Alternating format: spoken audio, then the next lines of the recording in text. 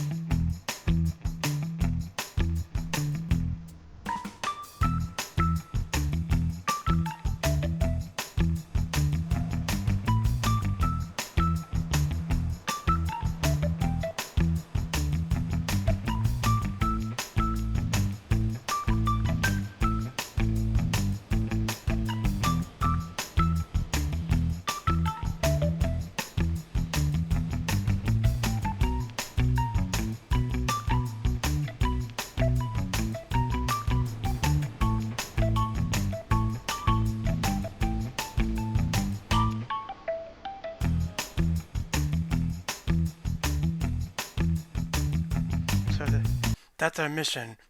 If we want to work for this safe building company, we have to crack every safe they own. So let's get started.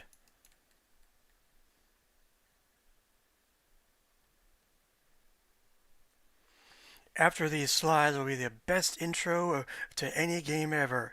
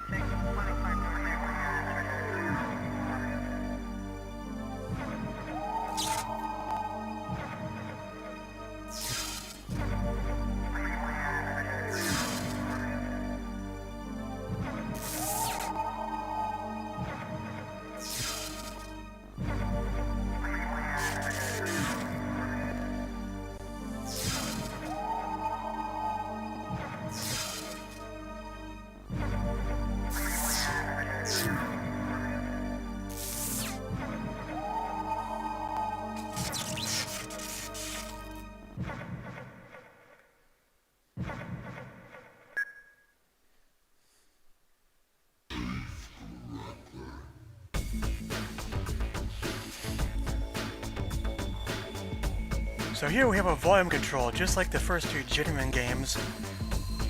These two are settings for QuickTime VR, a technology used by Apple.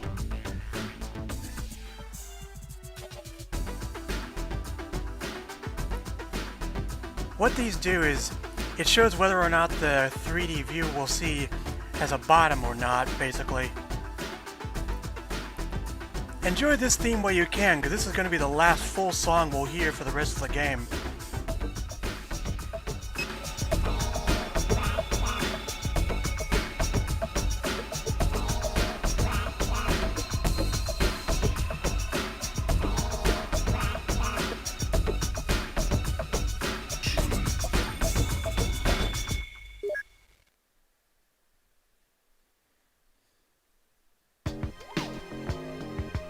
Well, here we are in the phone booth, just as the comic said we should. Hello, it's Crabb here. You made it, good. Now, don't say anything, just listen.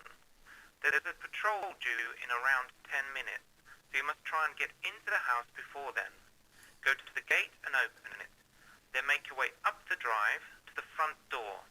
To the left of the door is the security panel. Follow the instructions and then enter this code. 1923. 1923. Once inside, you're on your own. Good luck. Oh, and remember, keep your eyes open at all times.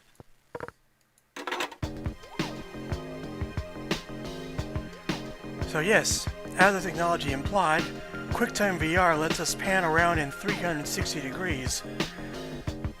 Today it's mostly like the equivalent of Google Street View, but hey, they had to get there somehow. Now Mr. Crabb wasn't kidding. In 10 minutes a police car is going to come by, and if we hang around that long, they'll arrest us for trespassing.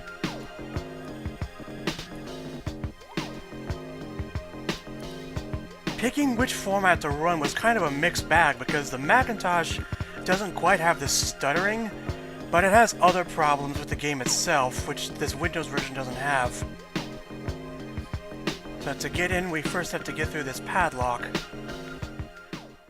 Because one good feature of this Windows version is that it stops the music when you're zoomed in on a puzzle. With the Mac version, it doesn't do that. Anyway, they actually make it super easy because all you have to do is find which parts in the tumbler match the others.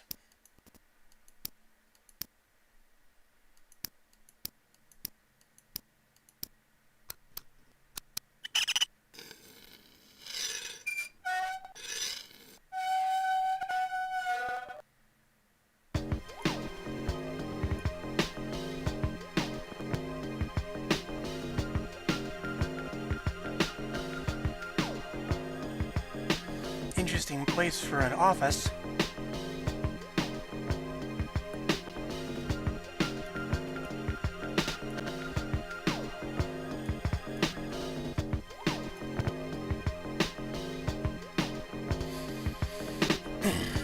I'm gonna do some checking.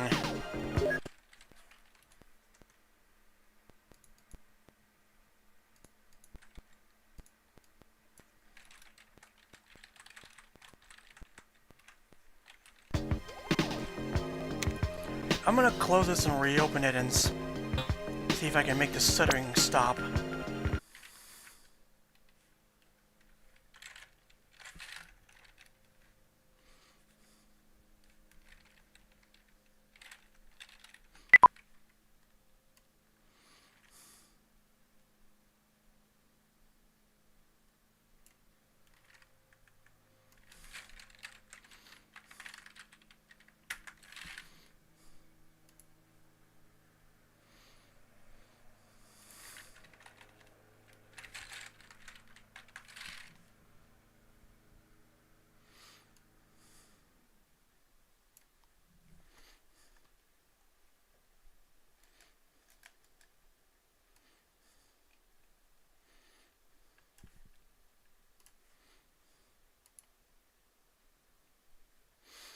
It's not the game's fault, it's the emulator itself.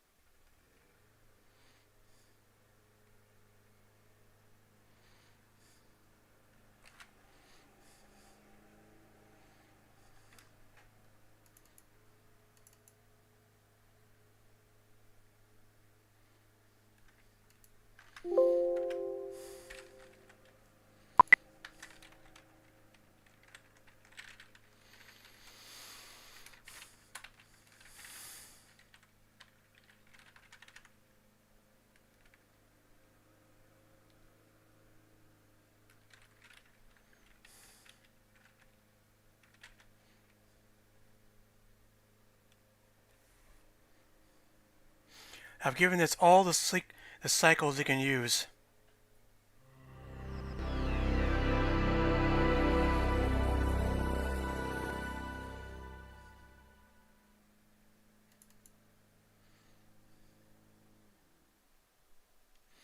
This will probably be the last emulated game I'll be doing for a while, and the last single VOD game in general, too.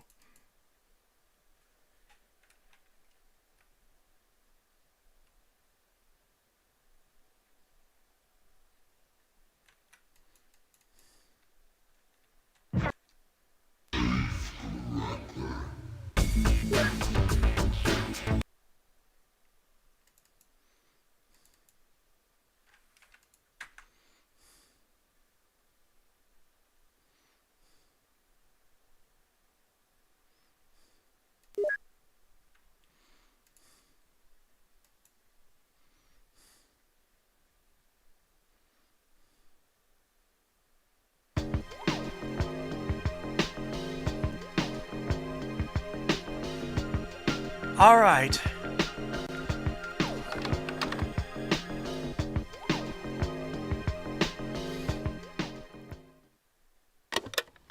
With fingers crossed, we should be set now. Accepted.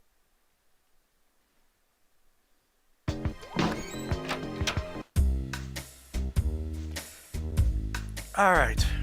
With that nonsense out of the way, let's take a look around.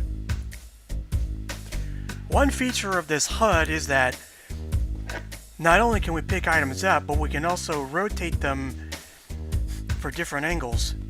Some for inventory items, like this one banana, or just random items in the environment. Now on this desk, probably deliberately, are these concept sketches for various safes they made.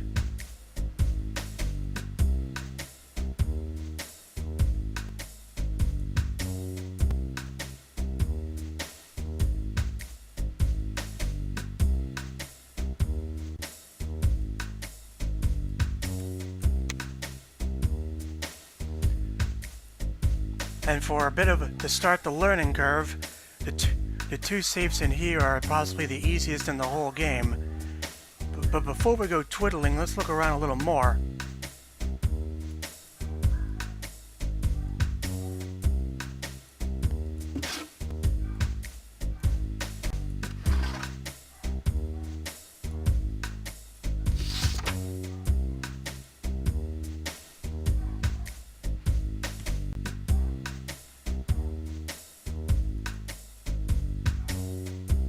Pardon my dogs.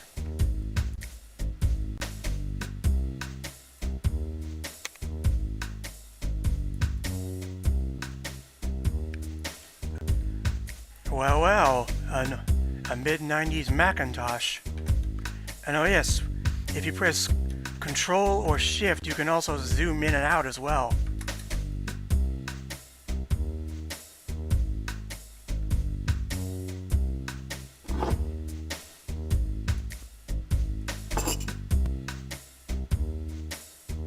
Try the computer, eh?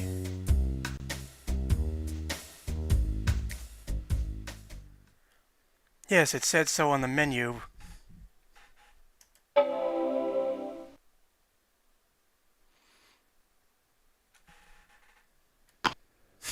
How cute.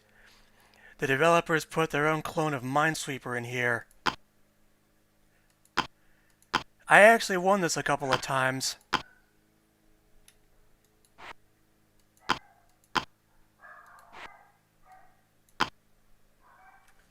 Hold on.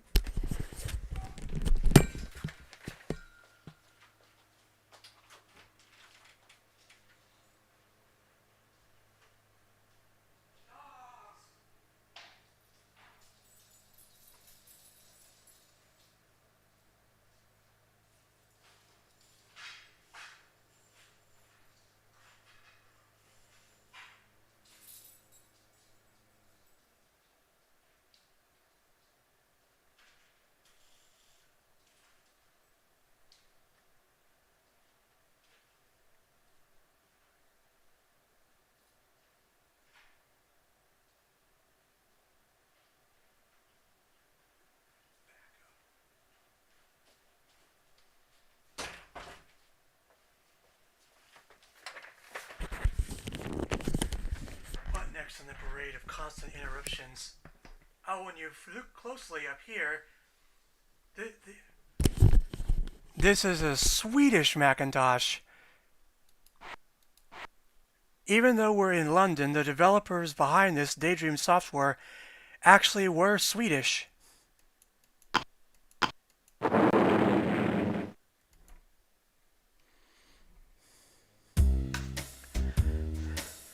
Now it so happens one of these binders can actually be read. This one.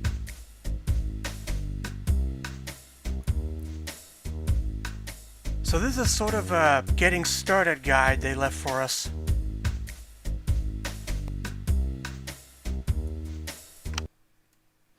Yes, I can mute the music at any time with the switch. So this safe has the solution in Braille already on it. So I guess we have to learn Braille to open this at some point.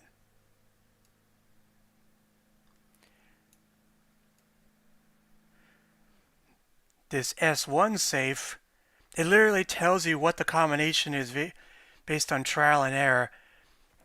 Yeah, some of these safes I could see being sold in real life, but others you kind of have to suspend your disbelief.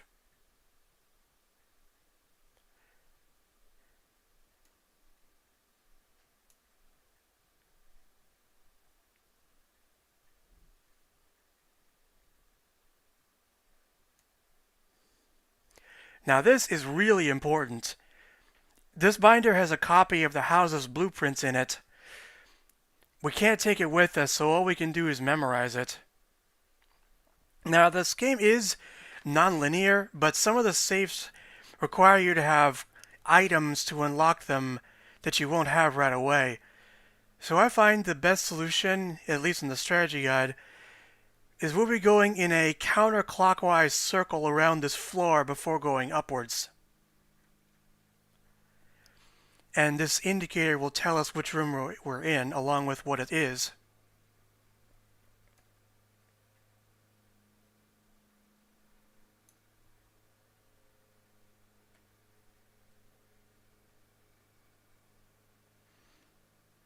It's a little confusing, but we have to keep dragging left to get to the next page.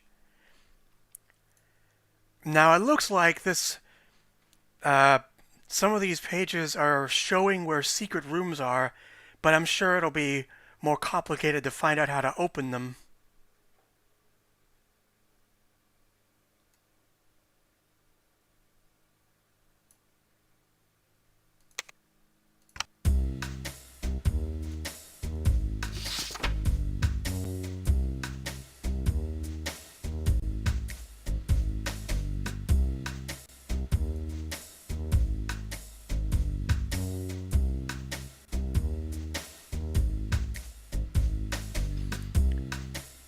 The Mac version actually has this little wipe animation when you change pages.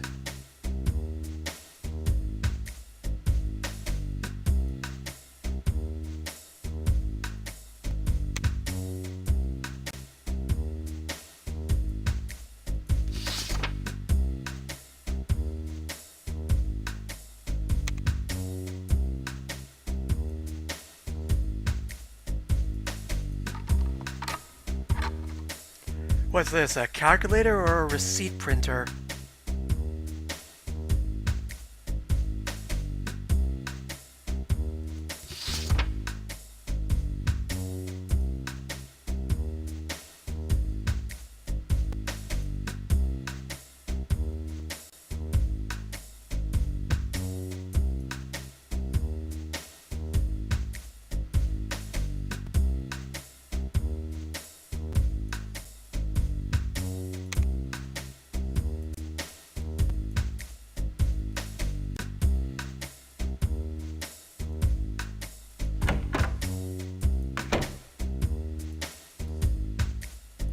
Okay, let's get to cracking.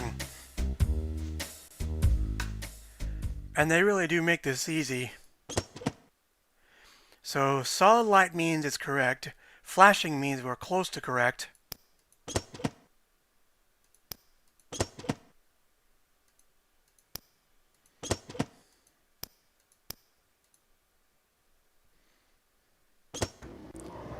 Now, one cardinal rule about this gameplay is when you open a safe, you want to take everything that's in it. Because as soon as you back out, it'll show this message and you'll never be able to get back in. That could mess you up if you're not careful.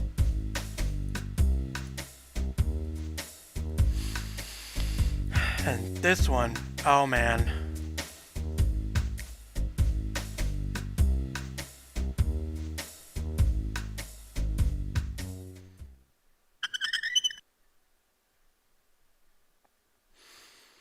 This one I remember way too well.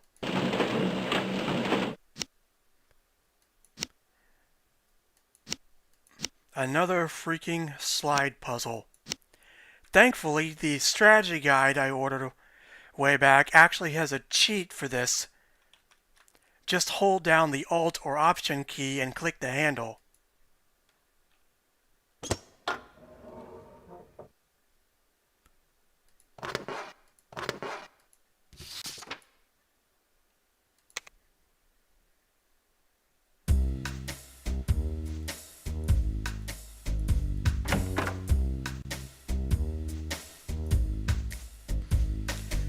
Some items just give a sound effect.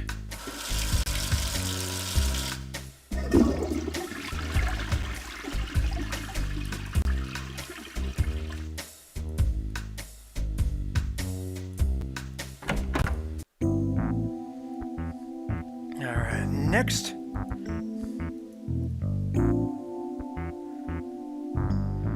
This one is also primarily trial and error.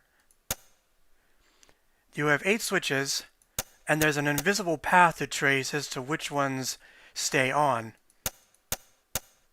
But if you get one wrong, the whole chain resets.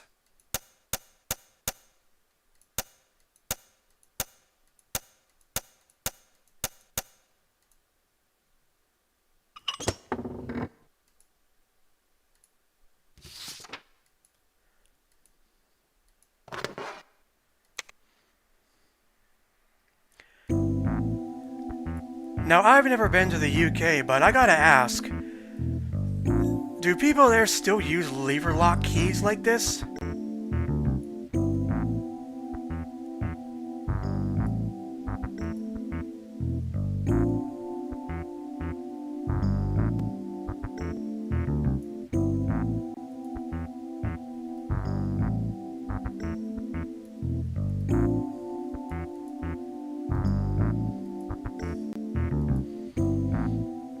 Now to the S2 safe.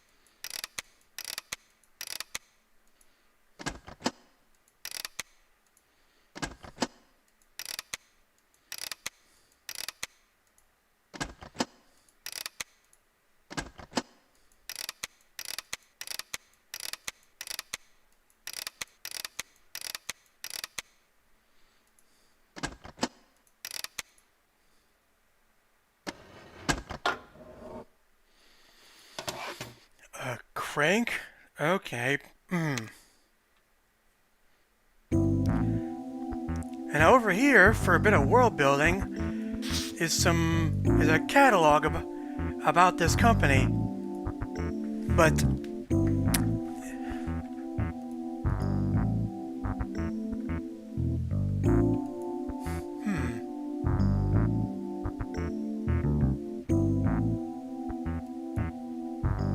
oh, it's more readable than I thought. Your family jewels are now safer than cast iron underwear.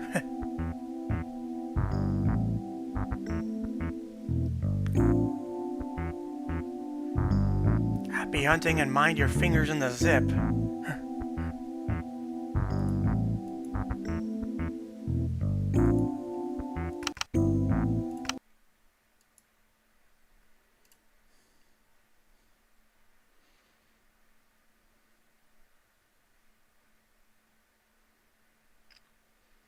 Voice-activated safe, eh? Interesting.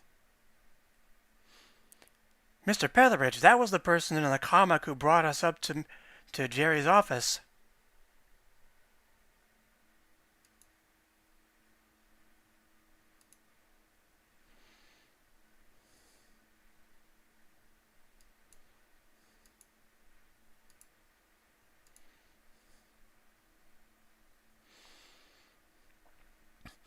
So they also make security systems for bigger companies.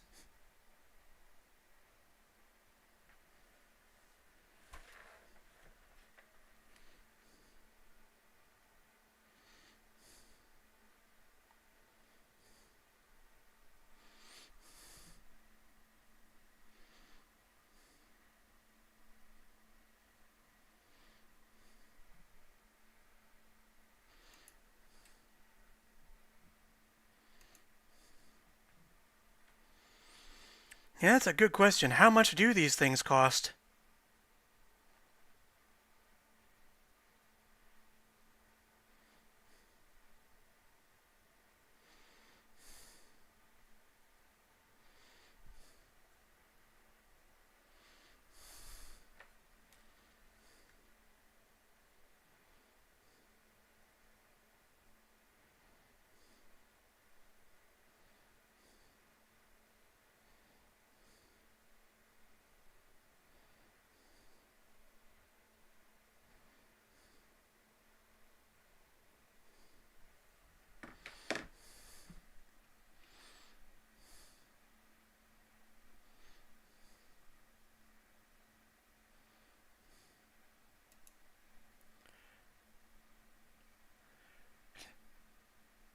Oh, Knightsbush city limits.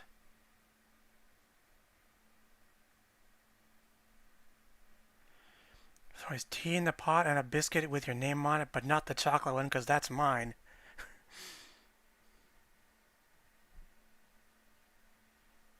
Kind of veered off topic, but okay.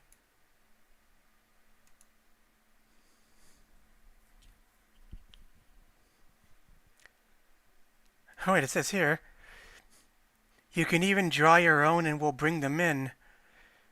Huh.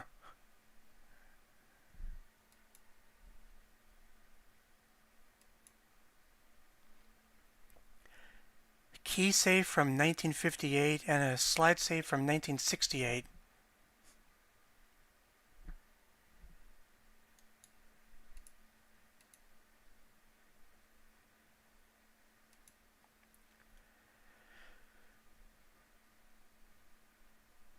Only available in the finest pieces of Titan and plated with 24 karat gold, this pyramid safe doesn't come cheap. The Titan construction is to harden for 3 years after assembly, and then it's time for the gold.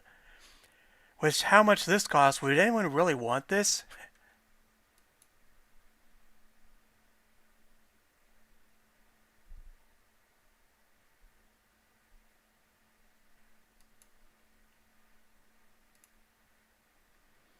Purveyors of strong boxes. 12 St. Barnaby Street, London, SW13. I wonder if that's a real address.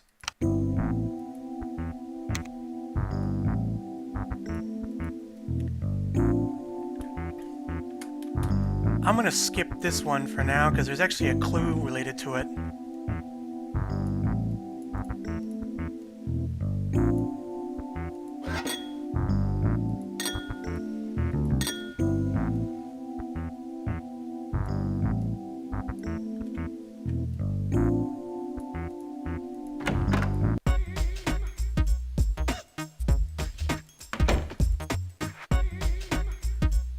Oh, that's right. Robin Raz, the composer of the soundtrack, they were actually a Swedish hip-hop band, so that's kind of not surprising. You can actually look them up on YouTube.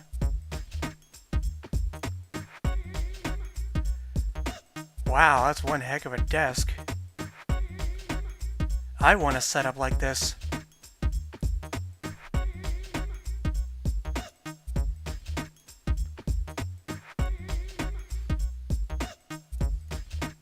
Daydream office mousepad.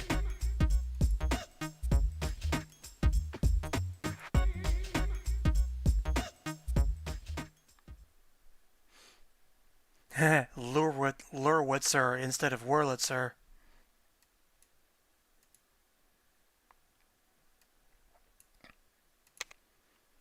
I guess we can't use American quarters on this.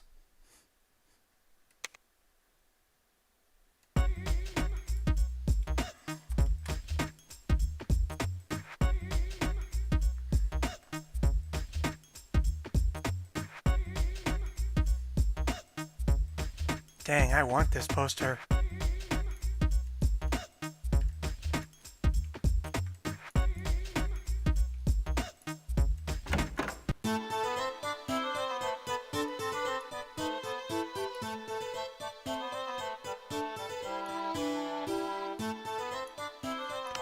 This is a very loud tune, so I'll keep it off. I guess this is where the employees sit down to have tea. Now, believe it or not, there's actually something important in here.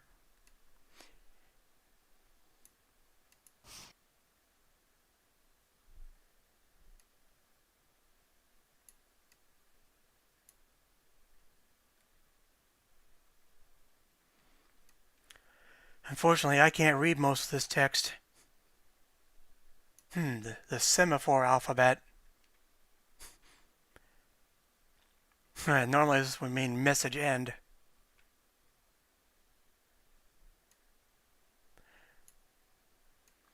This looks the most important. An alphabet of signal flags.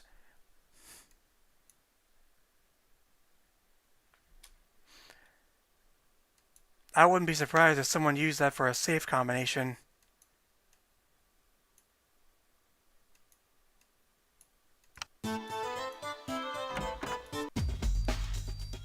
Ugh, no, this is just a single drum beat.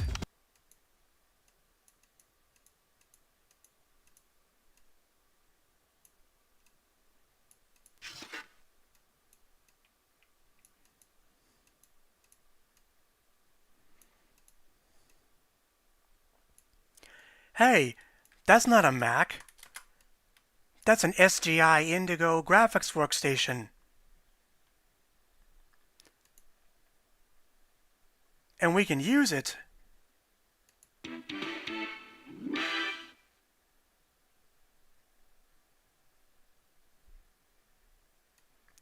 Well, this is kind of leaning on the fourth wall.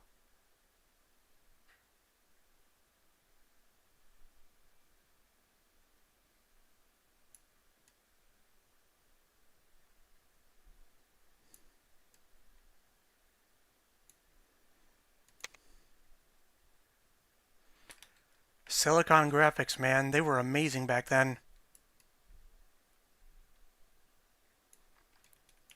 Well, we don't know the code to this yet, although this note we got seems to be a hint.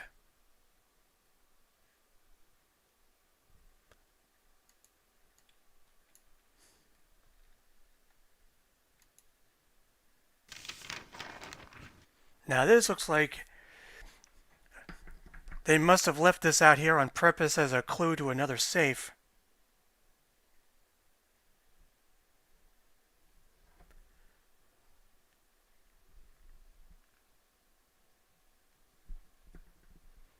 I wouldn't have known what those systems were without watching the YouTube channel LGR. Don't worry, I'm taking a picture of this.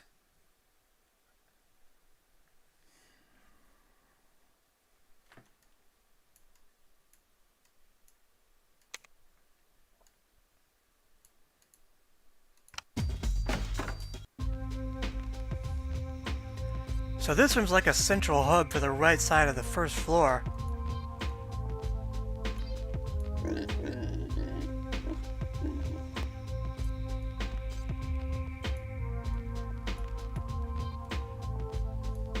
Oh boy.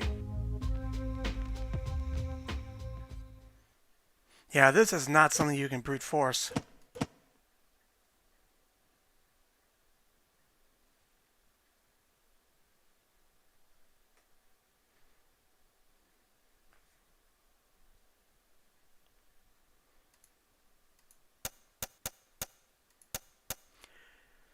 So we need to start from the positive wire and to the and end to the negative wire.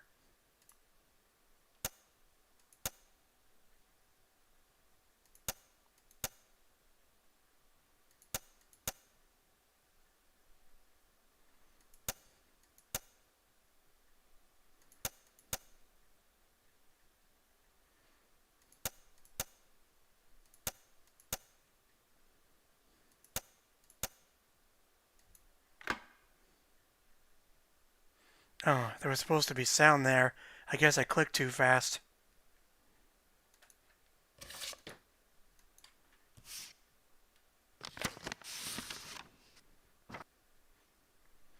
F912, that was the safe shown in the comic strip.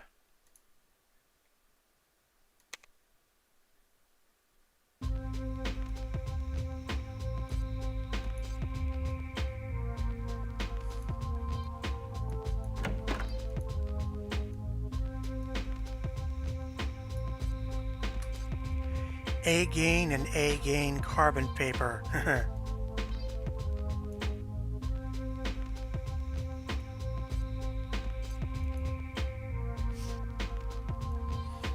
The South Sea Finches by C. Darwin. I wonder if that's a real book.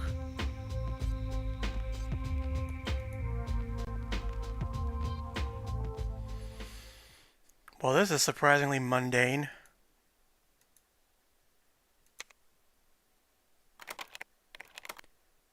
So, yeah,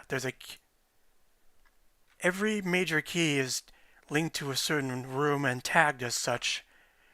That's how you know where to use them.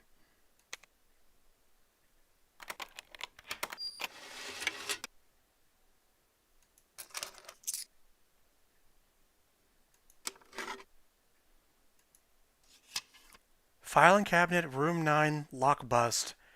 So this means there's a filing cabinet in that room that we don't need a key for, I guess.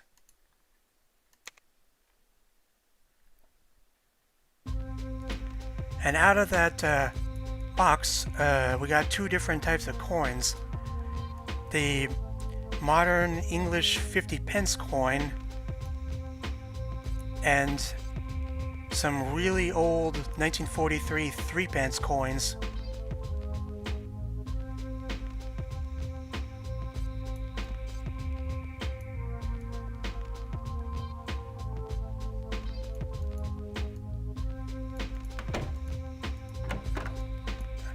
Oh yeah, here I'll show you what this does.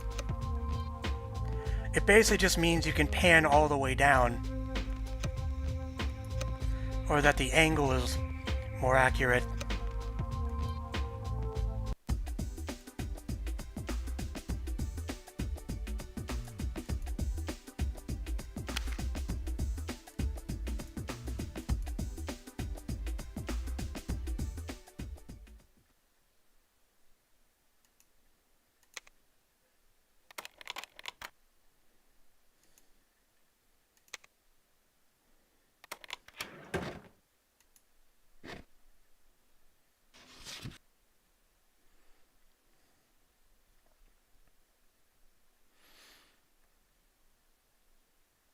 That's really bizarre.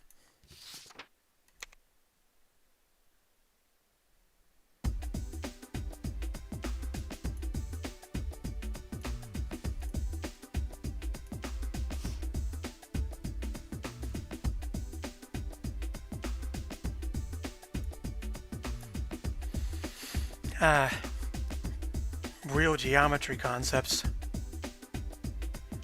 Now this is the clue I was thinking about.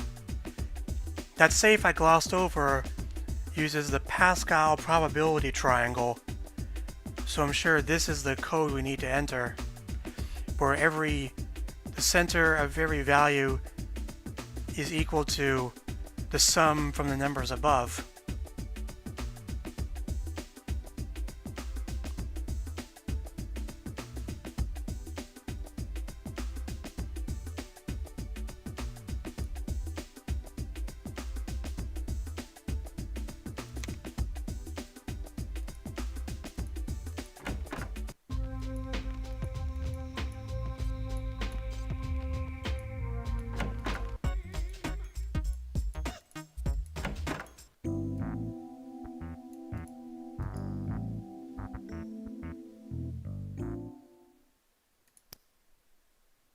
So just add these numbers and we get 6.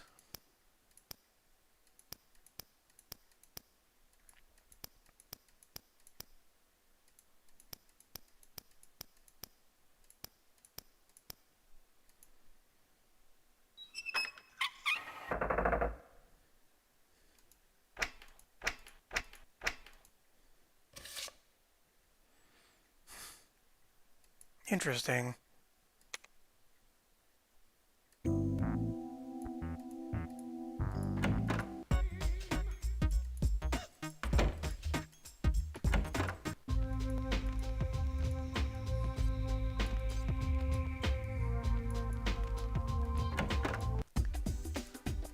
Now before we move on, I gotta show this clue over here.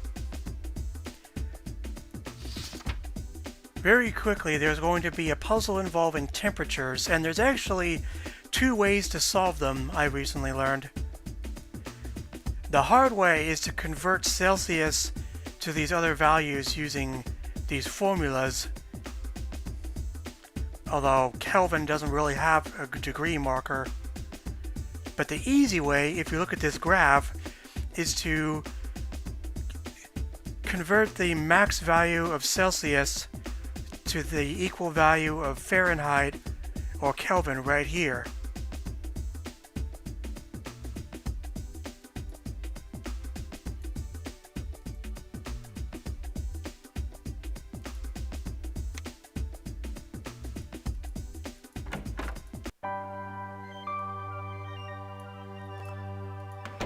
Yep, this is definitely a showroom, all right.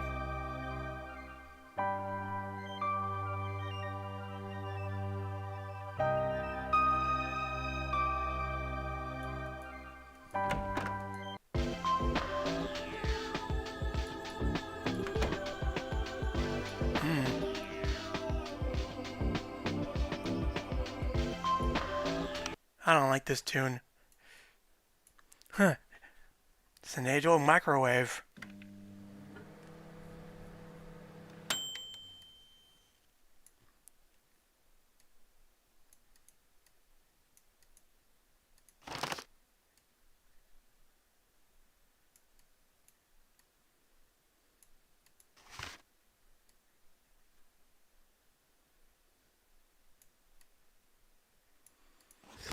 Aha! 49 degrees Fahrenheit. That must be the setting.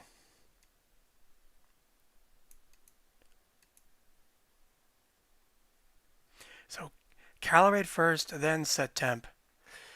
This puzzle admittedly had me stumped for a long time when I was young, because I was trying to do it the hard way and didn't know that the easy route existed.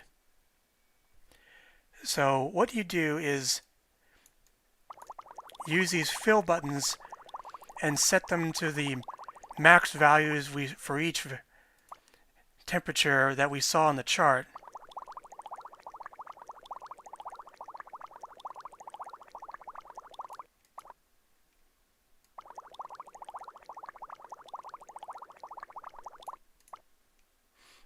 And then by using this knob, it operates all of them at once.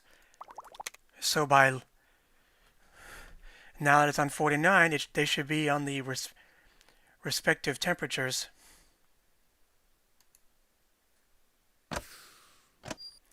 Who would lock their fridge anyway? That has to be one of the more bizarre products in this game.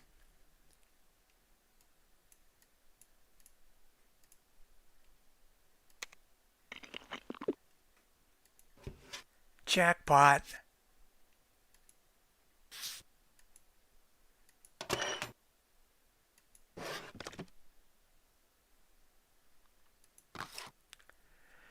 I guess they didn't bother to fix this light bulb.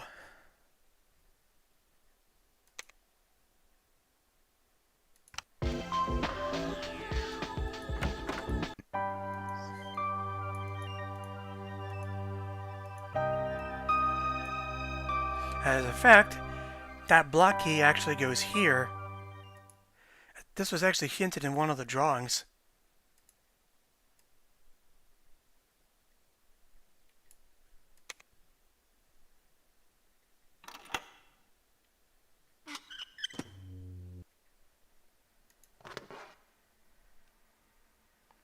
So we have number 1 for this room, but we need to find the other 2.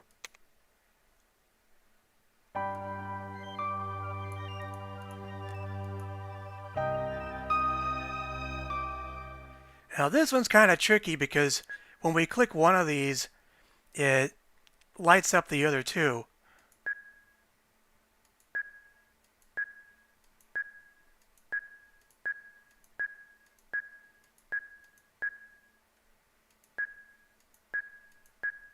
Oh, now we got it.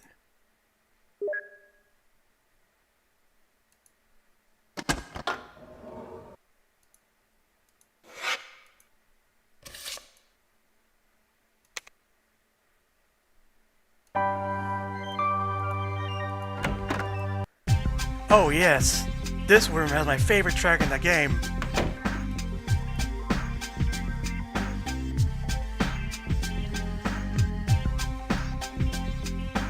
I put a hotspot here, but we can't use this. But I know we can use. Makes sense, a guard would have this. I actually have a key box like this too.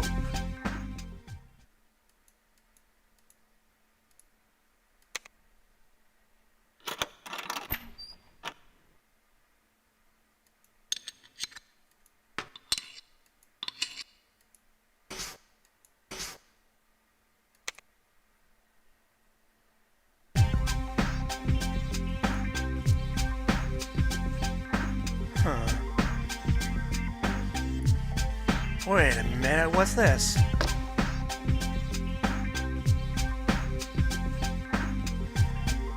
Well, well. Someone has an interest.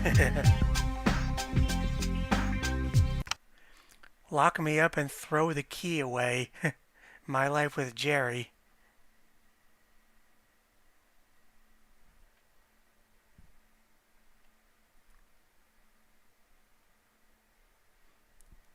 Sir Nigel belly button. These developers certainly have a sense of humor.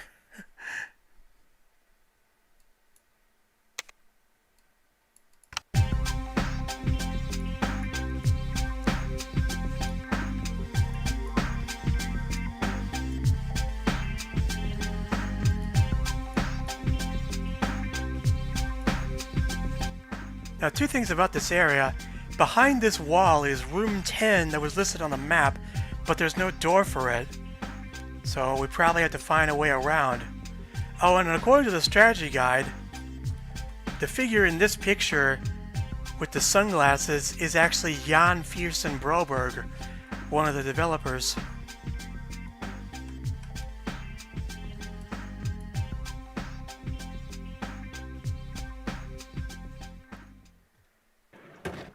Ah, this must be the broken file cabinet.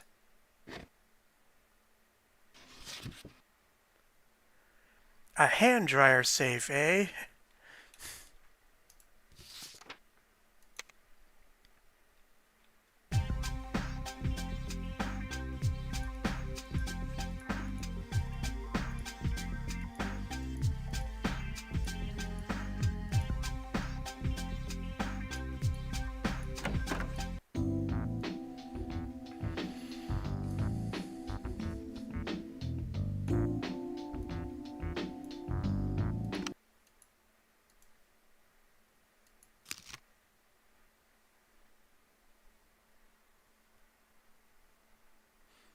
Weather here, wish you were lovely.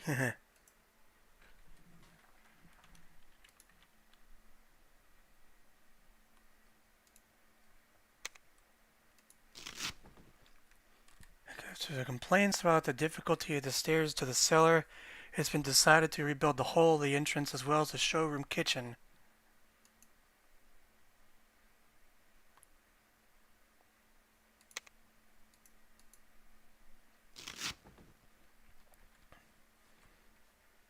Badminton club, bridge club, and cricket, of course.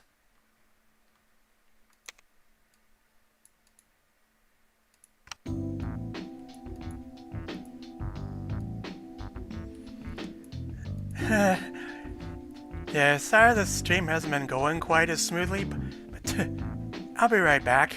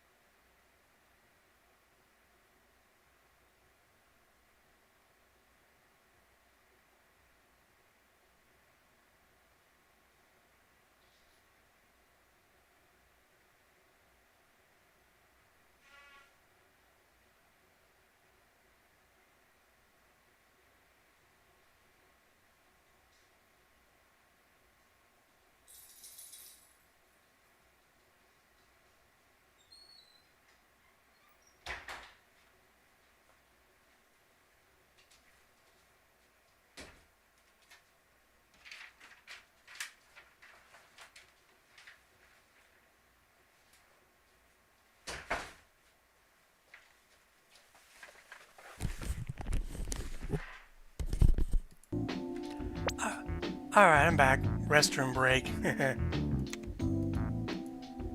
And the reason there's a pause button is because, as Jerry said in the comic, we have 12 hours to get through all the safes. As hinted by this meter and our real-time clock. Wow, this mansion has a sick bay? You don't see that in every job.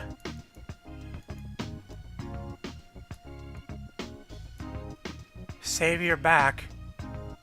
Sit sensibly and stretch regularly. Yeah, that's a good tip for gamers nowadays. Now this area is interesting. This medicine cabinet is permanently locked, but we can layer our code key in front of it. We just don't have all of it yet.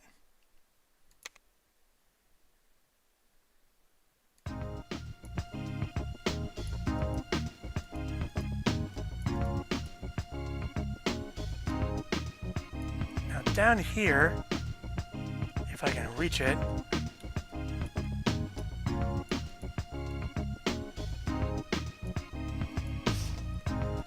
the wonderful, wonderful world of facts, things, bits, pieces, and stuff by Trent Rampant.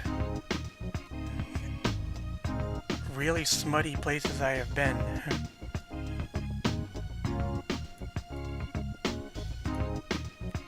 This one is kind of readable, but it has to be at a certain angle. So this one is about a cocktail that makes people throw up.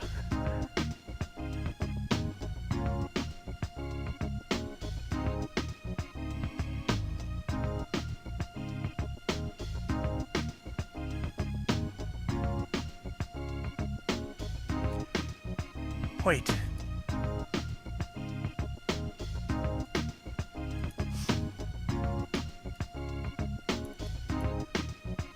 Oh, okay. Lafayette. Makes sense why it's in bold.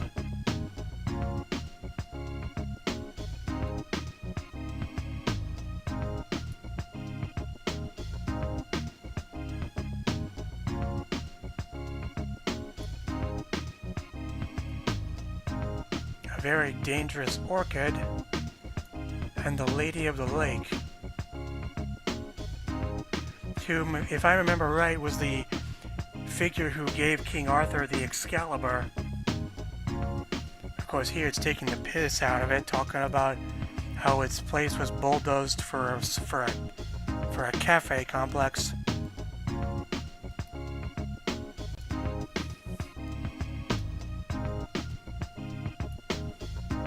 Aha! The Braille alphabet.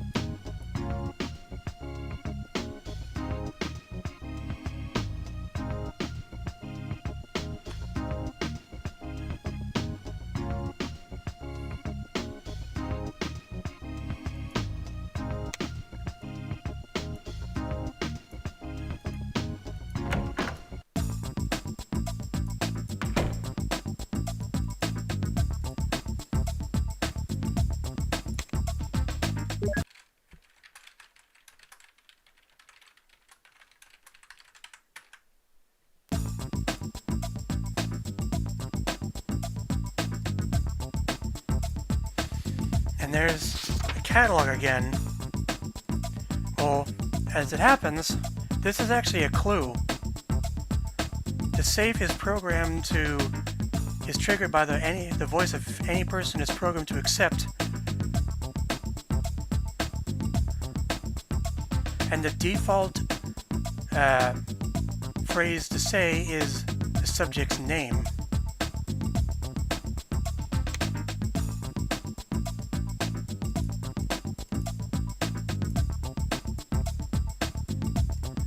Man.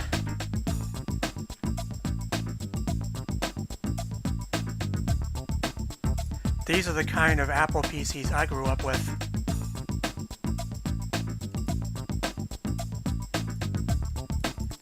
Well, as it happens,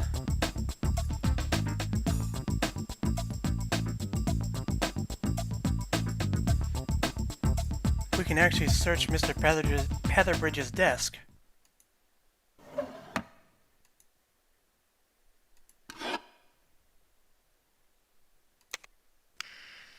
Miss Dilworth, I've made a change to the letter to DRS. It should read plywood, not Welsh ebony, and sign it as usual, TJ Petherbridge.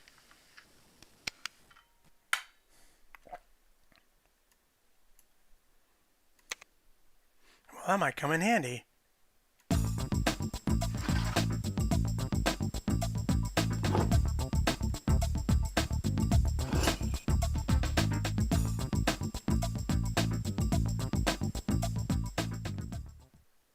Please, speak now.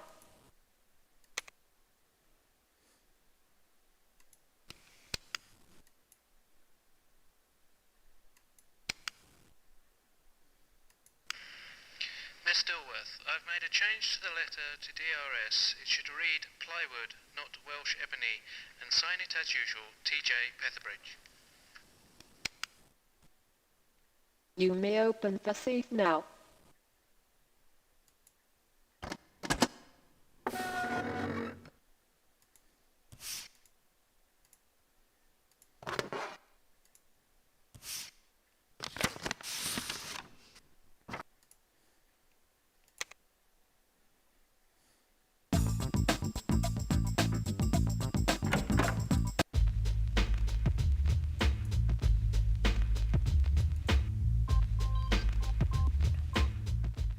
Final S-Series safe in the game.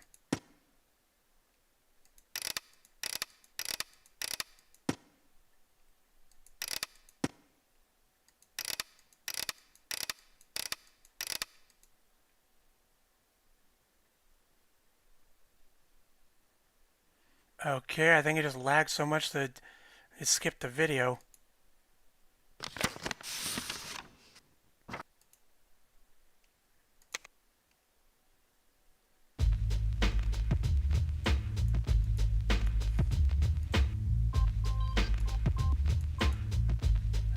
Oh, but this is a hidden gem.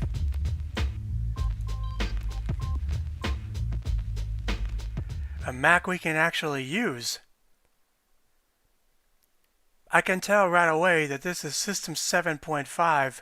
I didn't grow up with this, but I know exactly how it works. And as it happens, we can actually open up his system.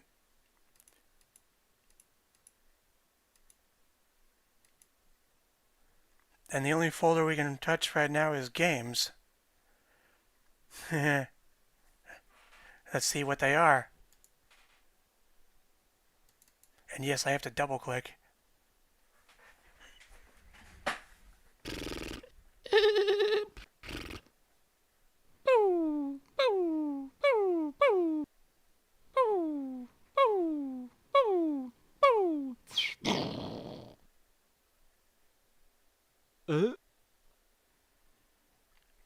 That one was a spoof of Dark Forces, the Star Wars game. And I'm sure everybody will know what this is parroting.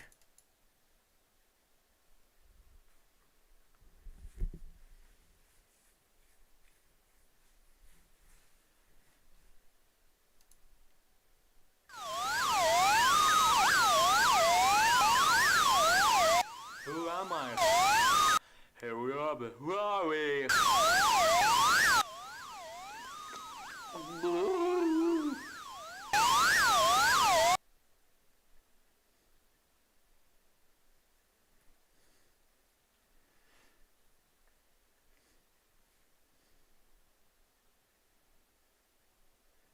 It's actually spelled with two S's because the company Parody Interactive actually made another Myst spoof except with one S. And those of you who've been following my channel might recognize what this is.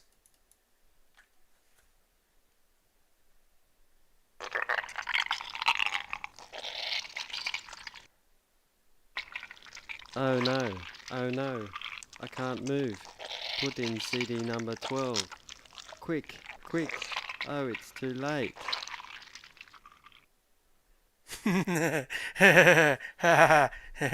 Yes.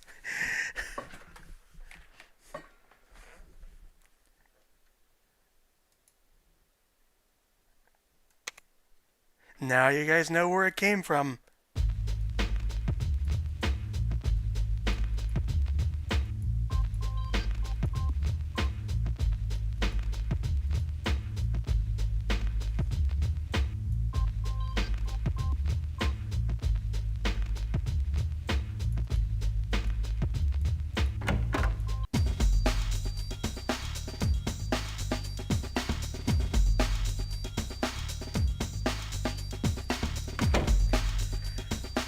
Can't use this yet because you don't have all the keys.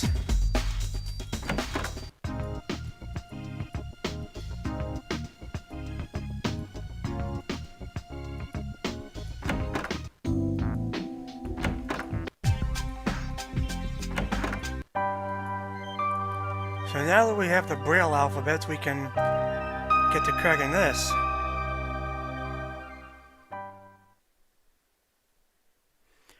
Now, according to the start guide at the lobby, it said the first Braille symbol is the number to turn to, and the rest is the direction to turn the knob.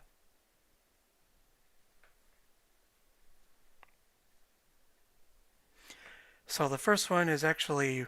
Oh, and if you try and go too far or in the wrong direction, it resets. So it's saying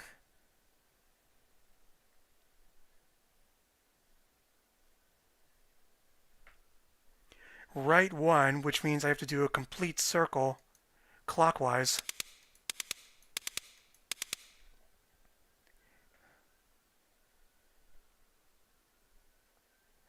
Then left 5.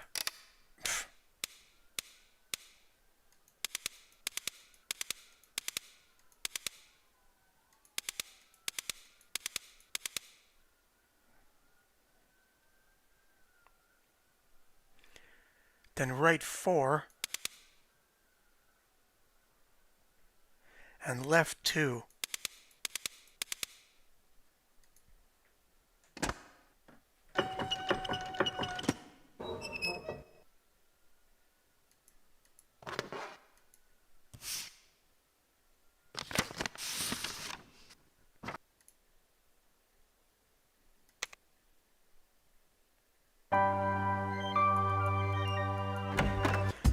And we are the code to the Liberty safe, so let's take care of that.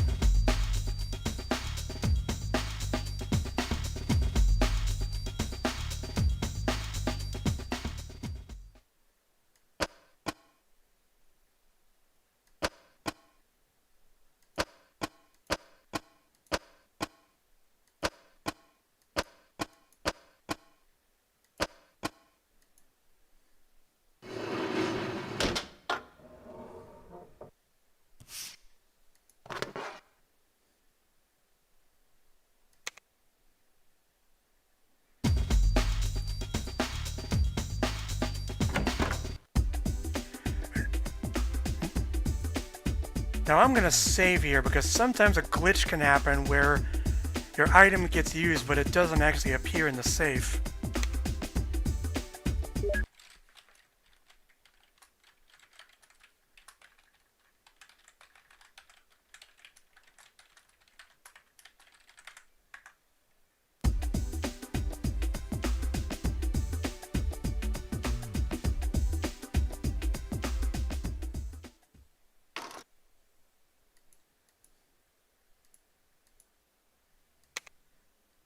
Okay, good, it goes in. So what we need to do is, there are 8 pictures on either sides of these items, and one of them will unlock the safe.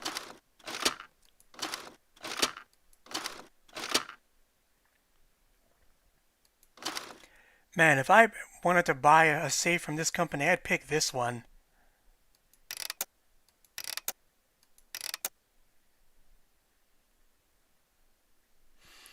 So all we gotta do is cycle through the filled pictures until we find the one that works.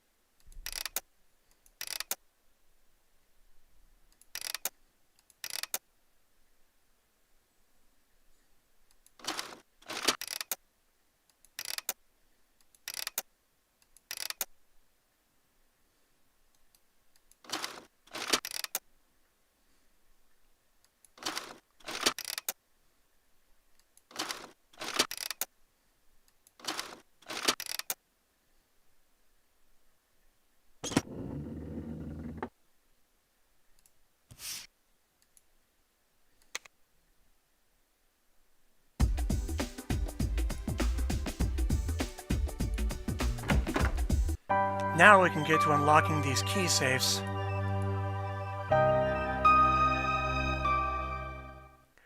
Again, don't try to put these keys in if you don't have them all, because if you back out after putting them in, you won't get them back. Believe it or not, when I first played this, I actually finished the game without unlocking this one.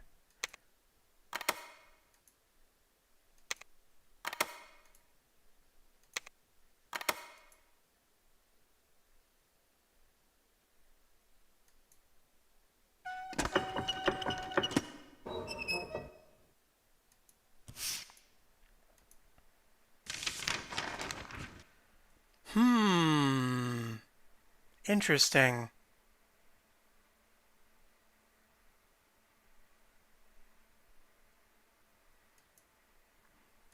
I kind of want to try this out now. Well, they said they were going to overhaul the stairwell to the cellar, and that hasn't happened yet, so...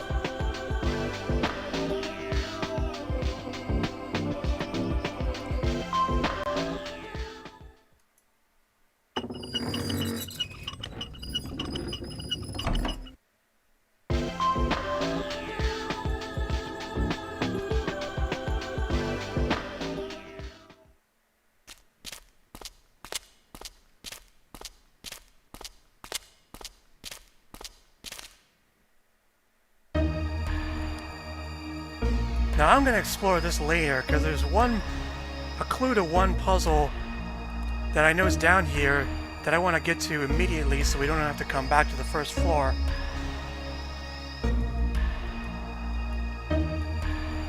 And I happen to know it's located here. There's an empty sconce where the others have lanterns.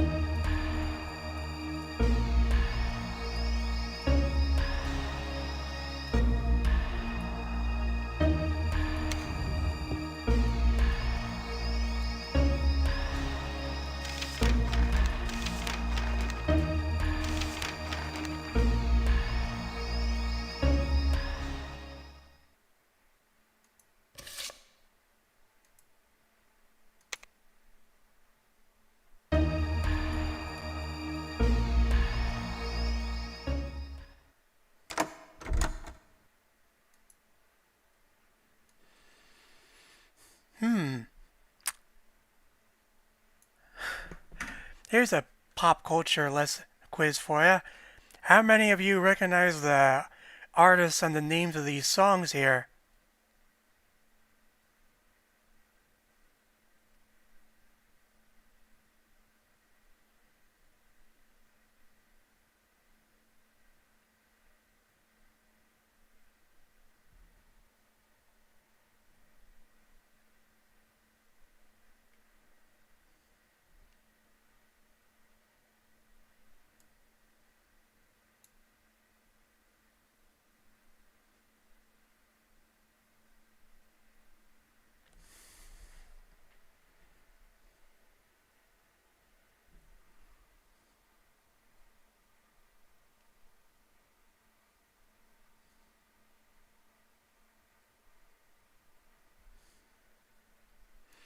Because that's going to be coming into play really shortly.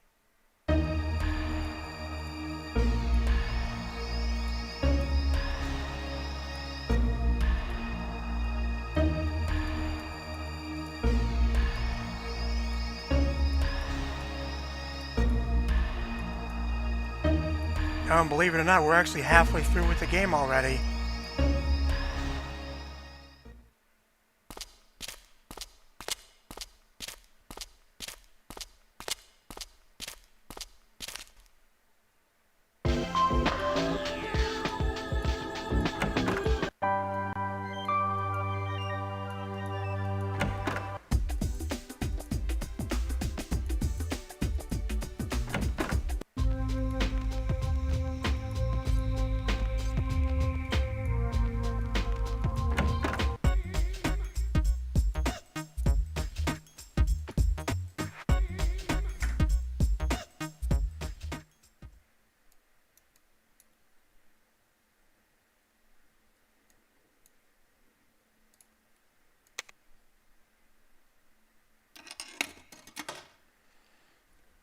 So the way this puzzle works is we have to remember which artist made these songs, and I'll be honest, I don't like this puzzle because it's kind of devious, and you basically just stare at these nonsense titles and realize that they have the same letters as the artist that made these ones. So we have to go through these top to bottom for each row. So I happen to know that Stab the Eel is actually an anagram for the Beatles, who produced She Loves You. Guns N' Roses is Nurse's Song, who made Paradise City.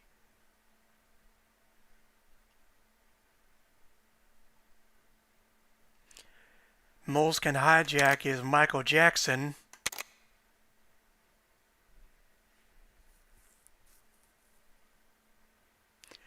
Chilled Tribe Shopper equals Red Hot Chili Peppers. Genesis Toll North equals the Rolling Stones. Non-White Youth is Whitney Houston. Greet Princess Buns is Bruce Springsteen. Cheesy Bob Hat is the Beach Boys. Maid Chemist Rust is Crash Test Dummies.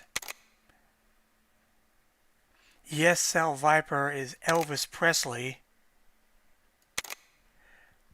Hi Mr. Jinx Die is Jimi Hendrix. And Avoid Web ID is David Bowie. Huh. Kind of prophetic name, really.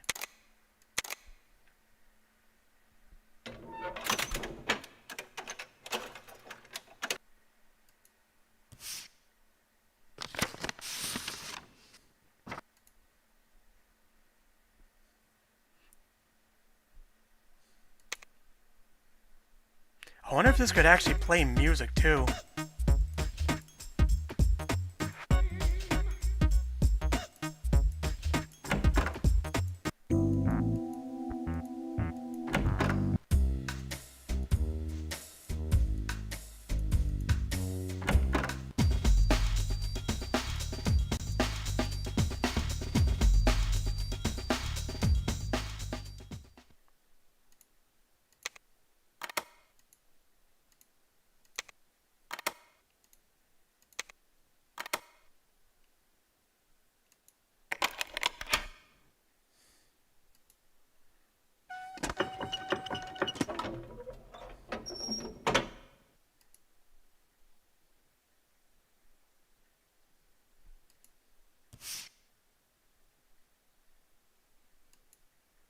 I don't know if it's an emulation bug or something, but some sound effects just don't play when they're supposed to. Yeah, picking which version to run from this was kind of a pick your poison affair.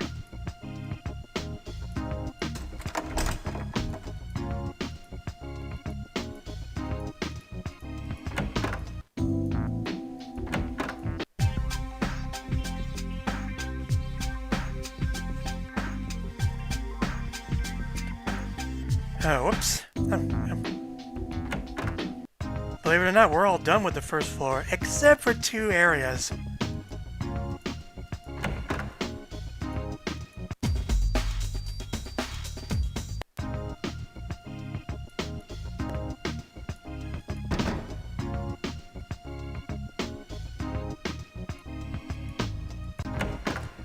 Be ready for a tone change, because this is probably the most disturbing track in the game.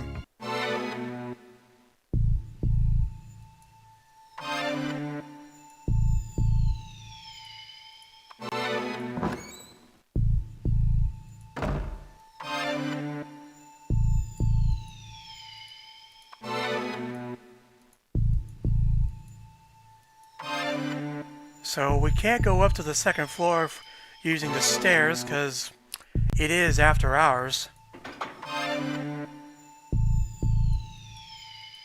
But there is this.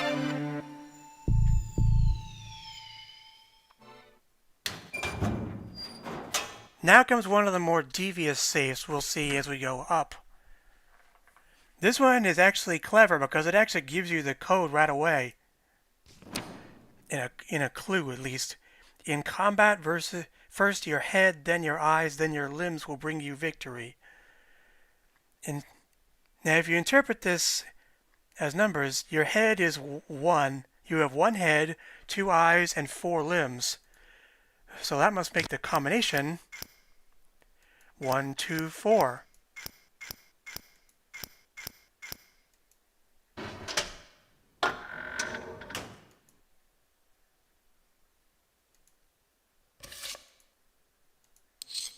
That is a long key. Oh,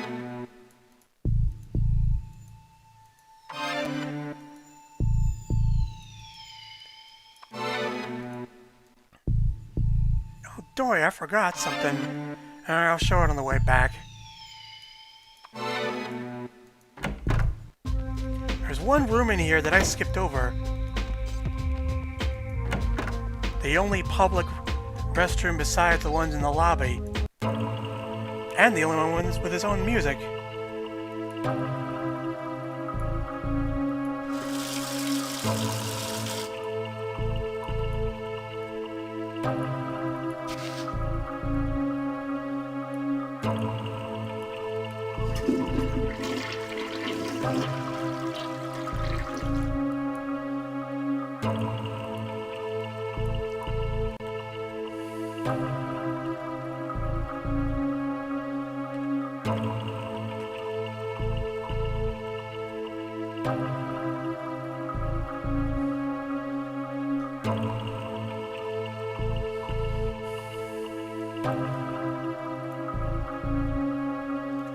So if we look at the note from the archive in room 9, there's the air from the hand dryer goes through this tube that floats a ping pong ball, and we have to slide a key through it and unlock the false wall before the ball drops back down in front of the hole.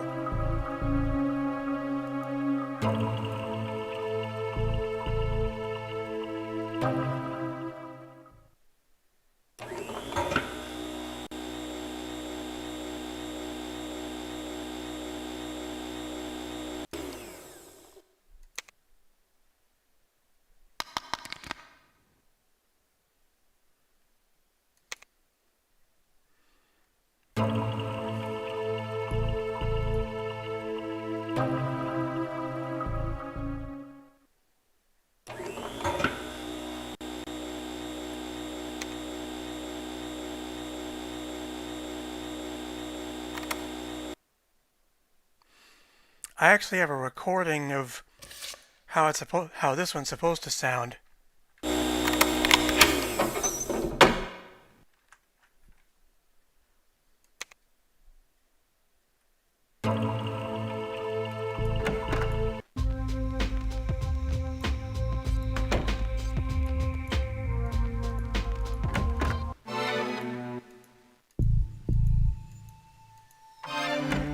So if we head back to the... Oh no!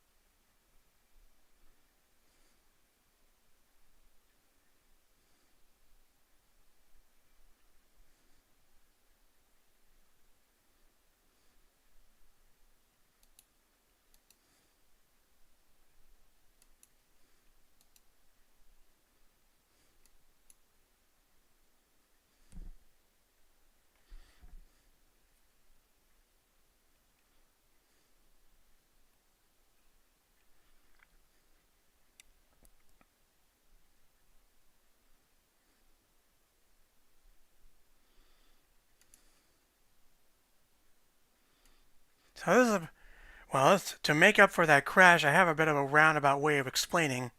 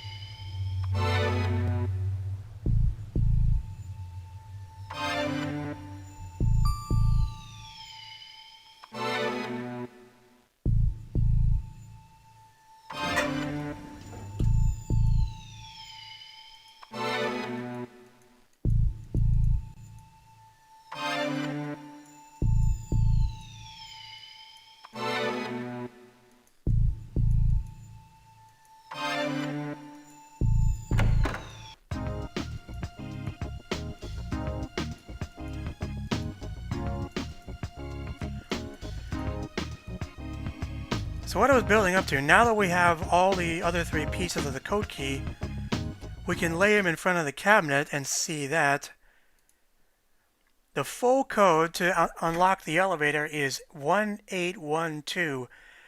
And since I didn't solve the key safe in the showroom when I first played, I literally brute forced this last one by accident.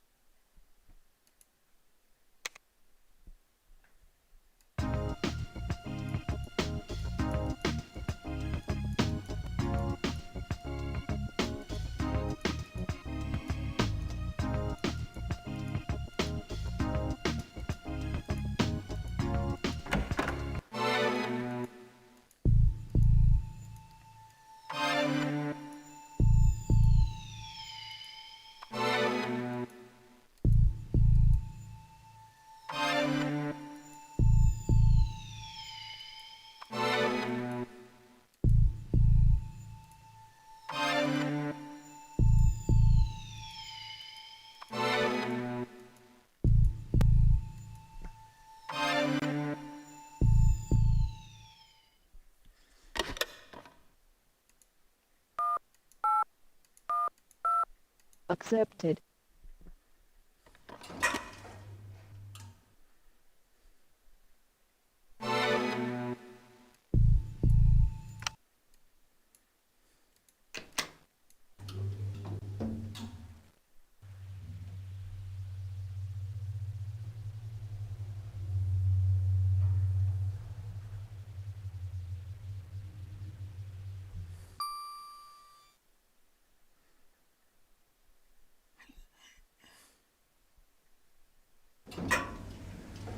Well, we can't access the cellar this way.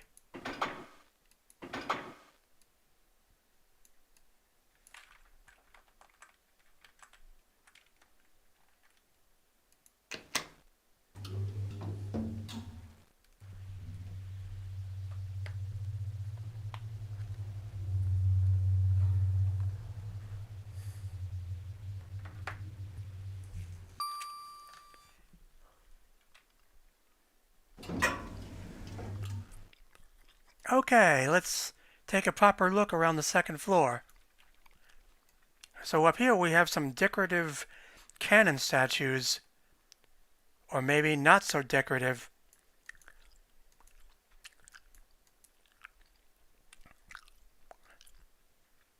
This looks dangerous.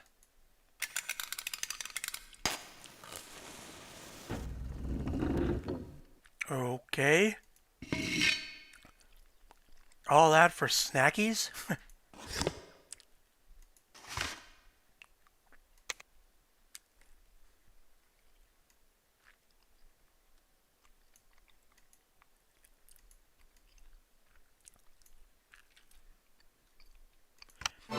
Now keep this in mind, because this copy of The Rise of Venus isn't just here for show. It's actually a clue to something coming up later.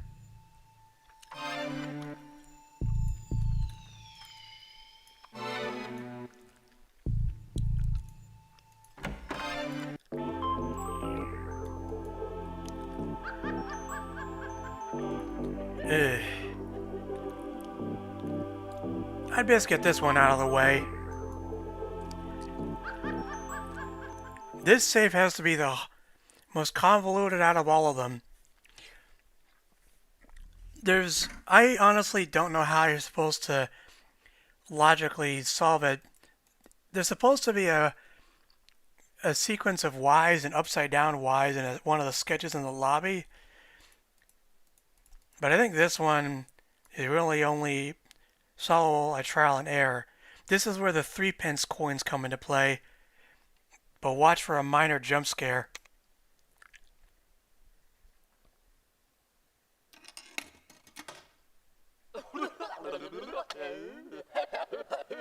Open me if you can.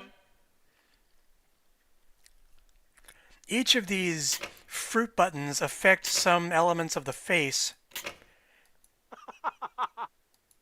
And you can only press...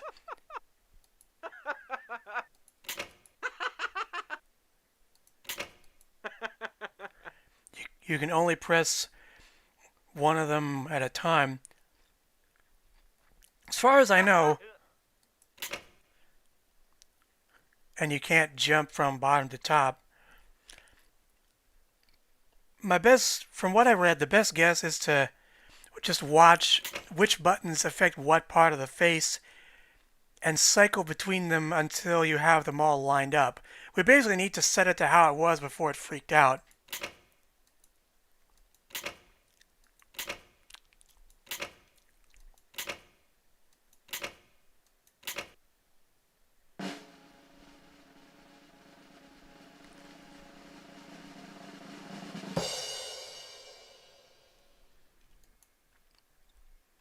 This must be a really old safe.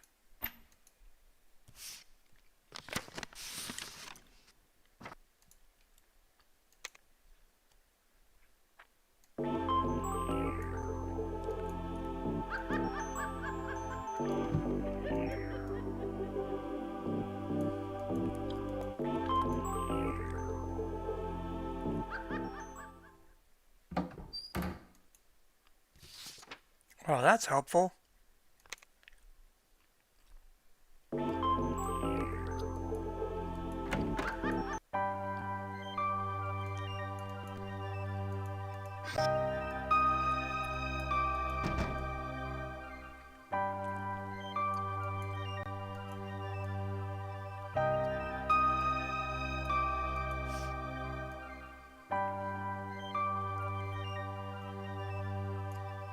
Wonder how expensive desks like this are nowadays.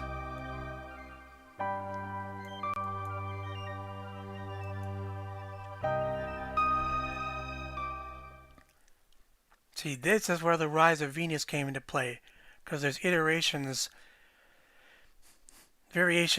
all around this wheel.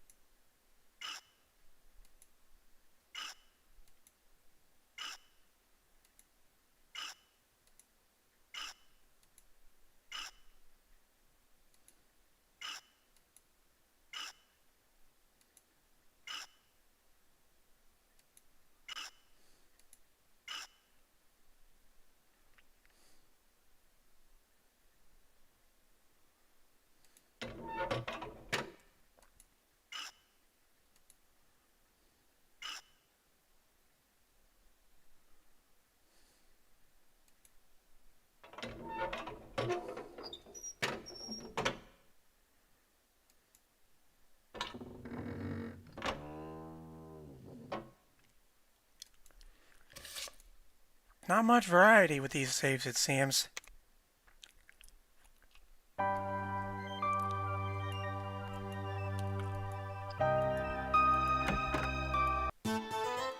Ah, the library. This room doesn't have any safes in it, but it does have some fun reading material.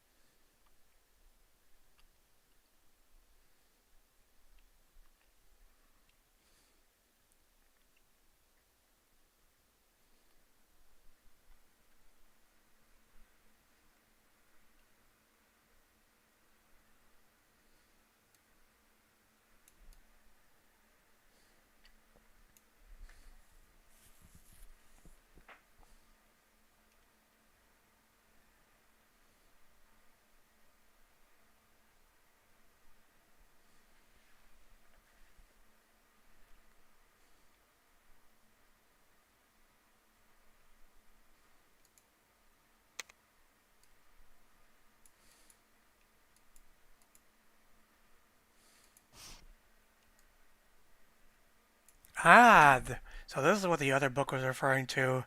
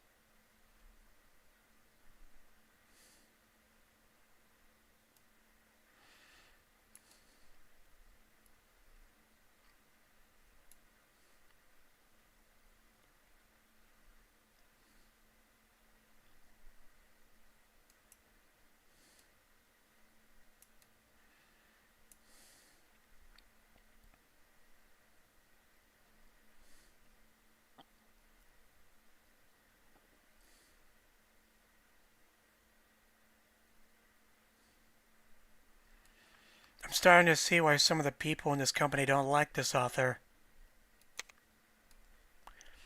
Oh, and over here we can actually see two more.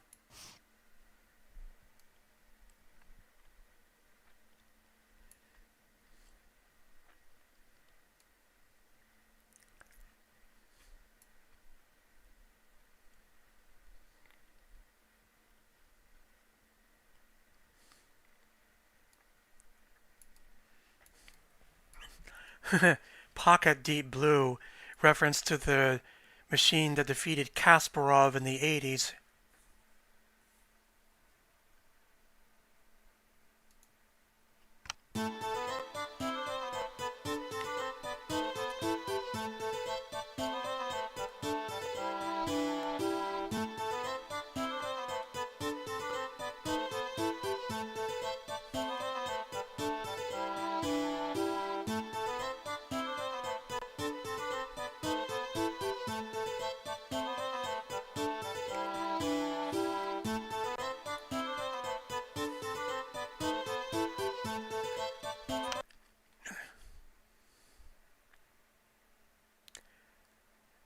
Chess game with minimal and discrete. You call that discrete?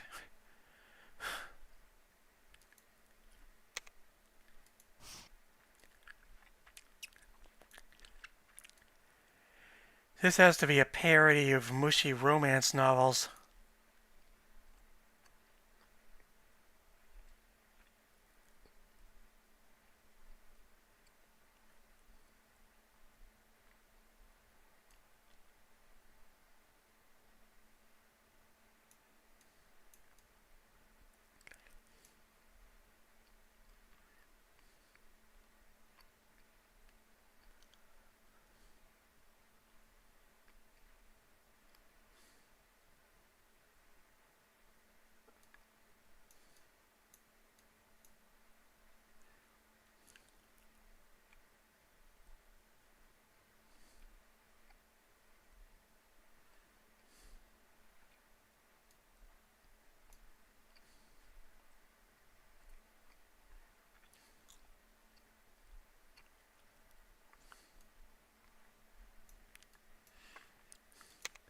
Well, that was bizarre. But this has me intrigued.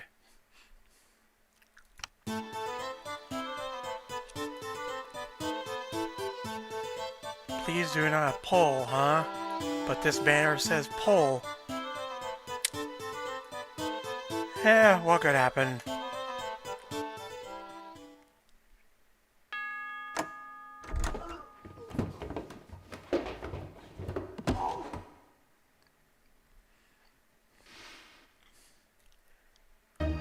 Alright, what in the name of Clue kind of joke is that? I've been enjoying this company so far, but I'm gonna have to report that as a workplace hazard. A simple sign's not gonna stop everybody, as the example showed.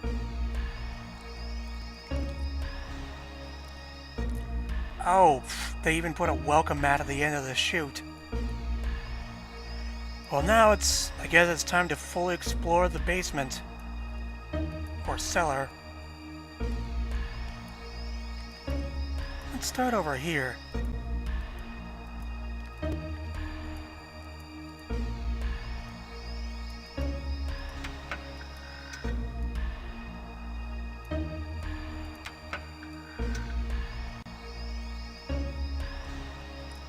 No idea what this is.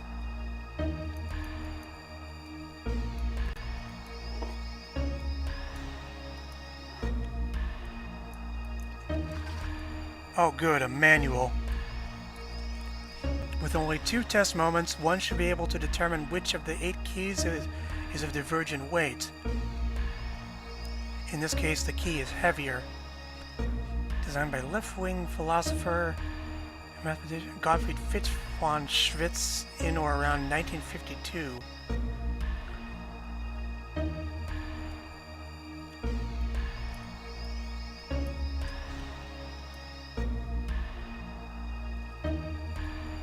Dagenham Engineering Works.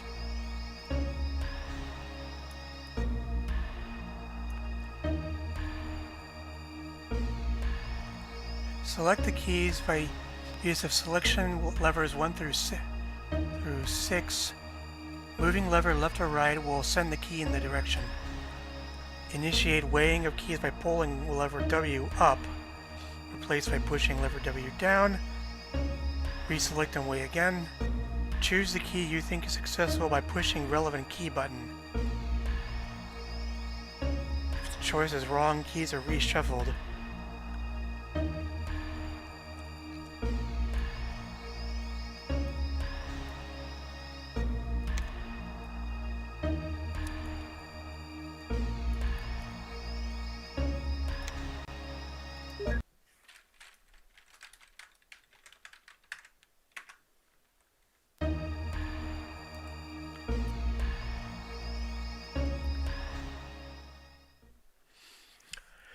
Okay, 8 keys, only one is heavy.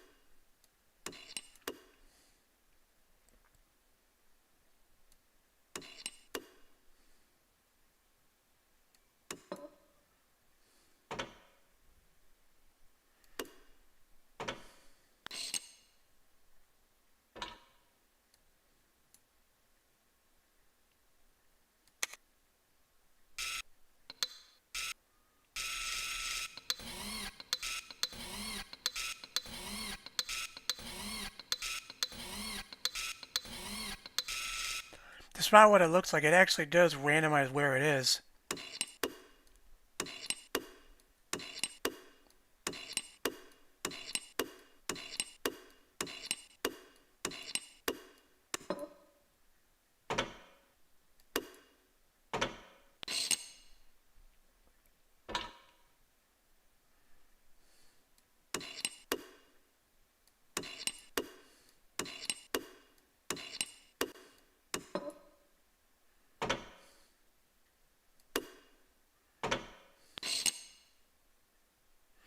The outcome actually is random, by the way.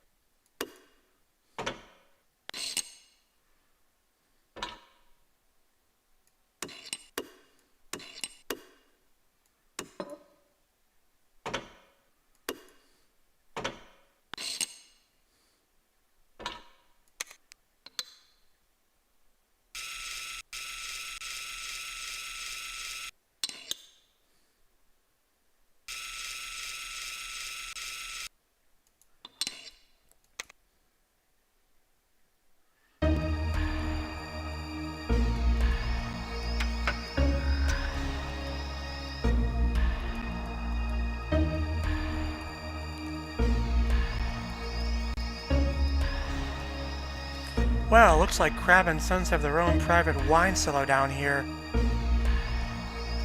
It's a lot more than what Cirrus had.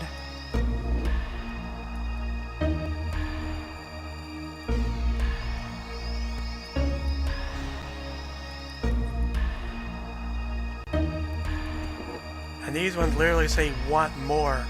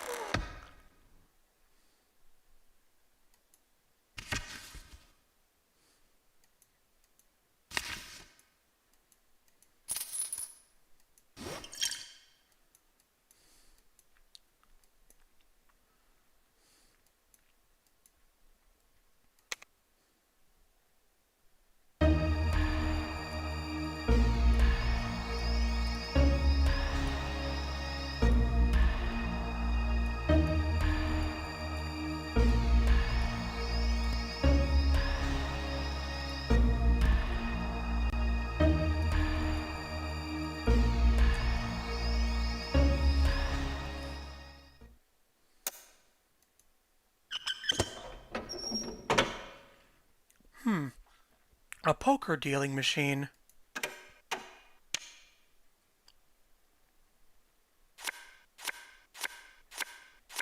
So as I said, all we need to do is get a hand higher than theirs.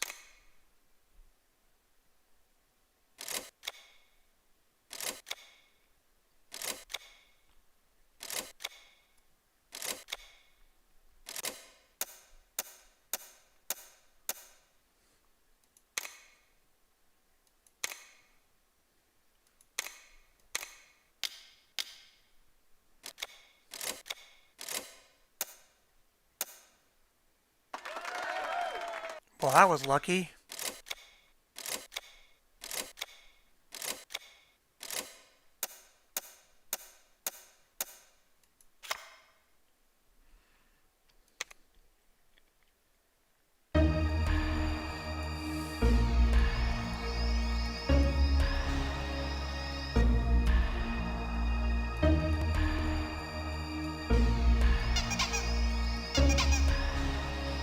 Is this where the employees bring their kids?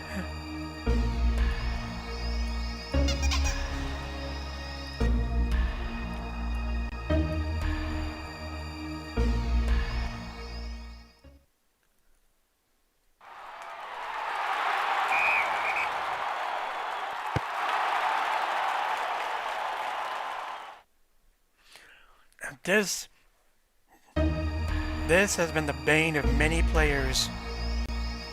A slot machine. If we look at this kid's book over here, Ted dead.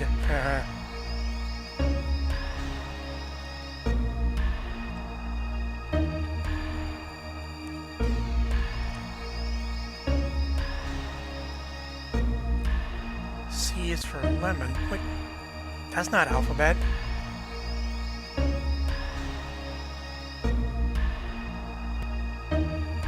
No, actually, this tells us what the winning slots are supposed to be.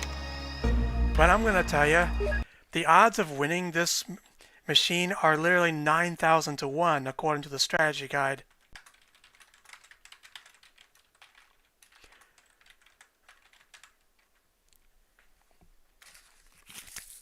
Now, I have actually won this, but you're going to hate the outcome. I'm going to give it a few runs, and if I can't win legit, I'll just show you.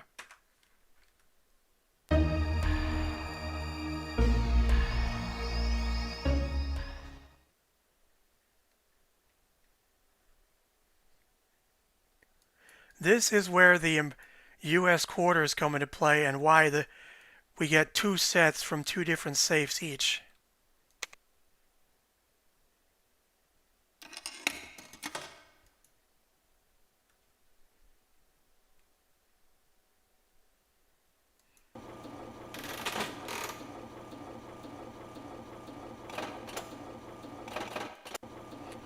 And we get 3 rounds for every coin. So you hold the symbol if it comes up.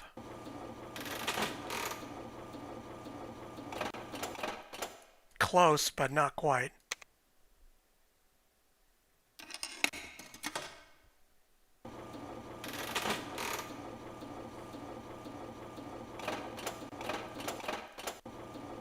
If there was any ball puzzle for this game, it would be this.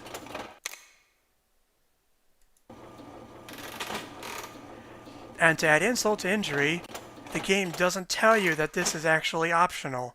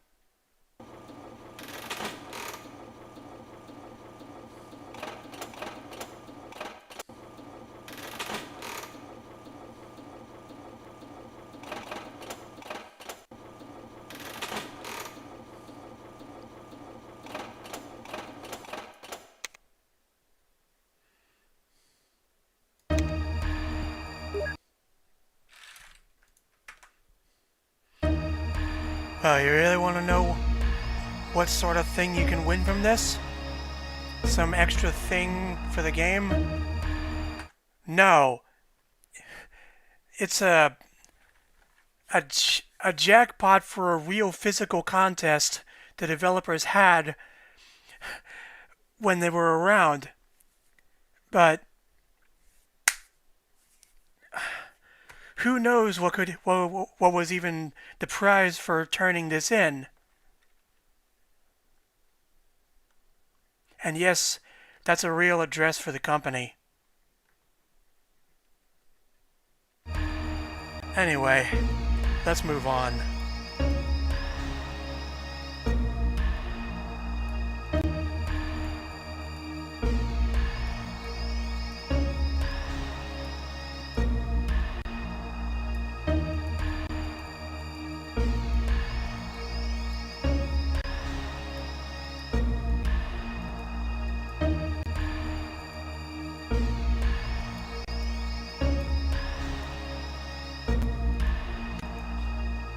Back here is a pair of secret passages.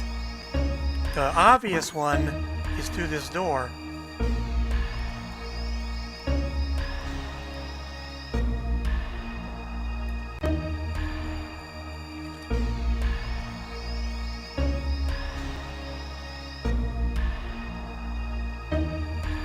All places to put an ad poster, why would you put it here?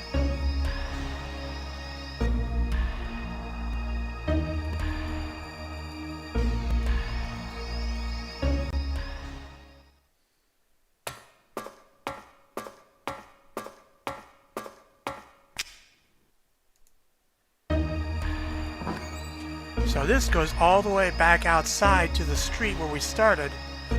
But if we go through here, it'll automatically shut behind us. But I know a faster shortcut than this.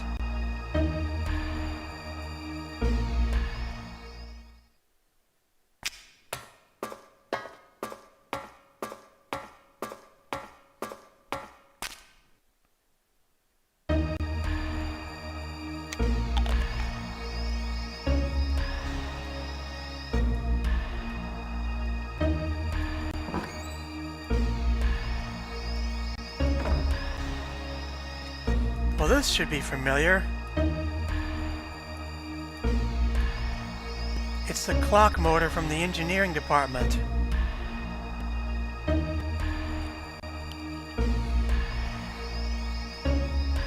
drive spring must be wound up by use of a crank. Clock motor set in motion. The chain drive draws in the chain and opens the door. The stone floor panel releases the catch and closes the door.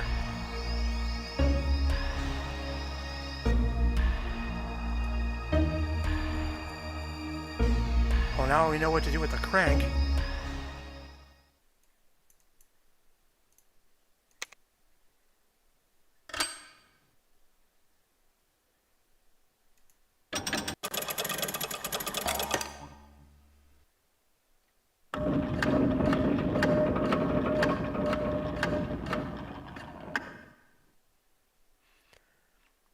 Now, if you're wondering where the door to this is, it actually stumped me too initially. In fact, if we look back at the fireplace, something's changed.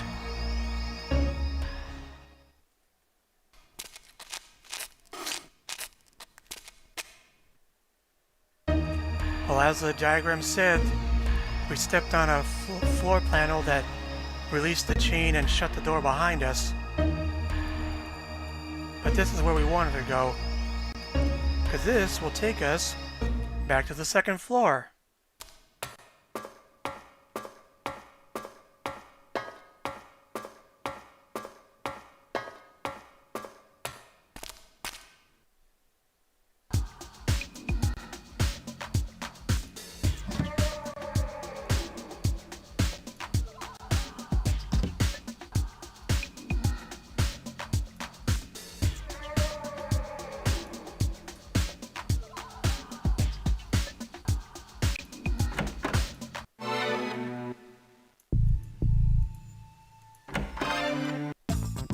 Well, let's see what's on this side. Definitely a step up in furnishings from the lower floor.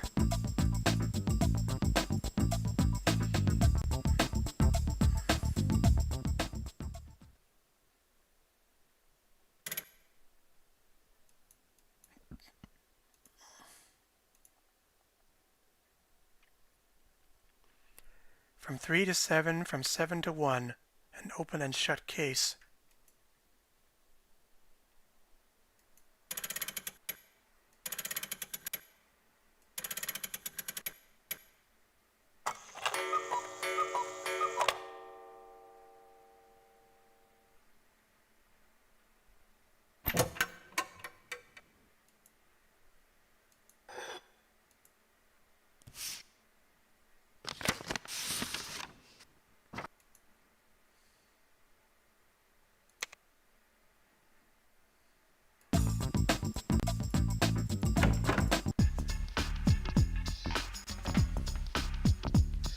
A psychologist? Huh. Man, this job has everything.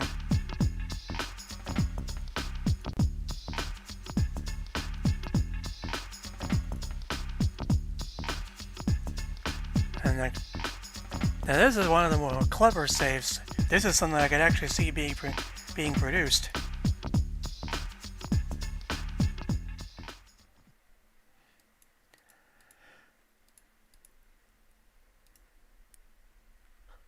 A radio advertisement on the following channels: Radio 1 long wave, Radio 4 short wave, Radio Star medium wave, and Radio Luxembourg short wave.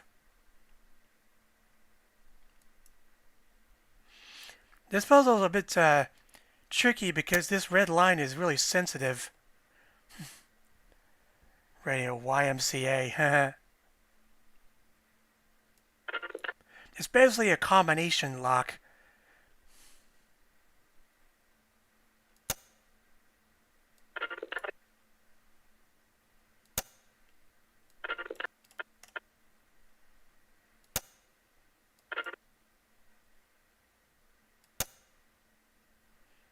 Got it in one try.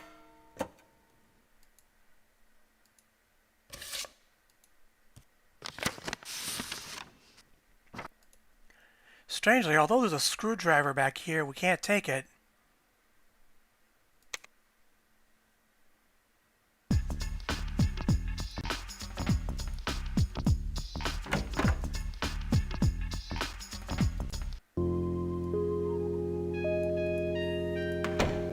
Now, all the people in these pictures are actually Daydream employees.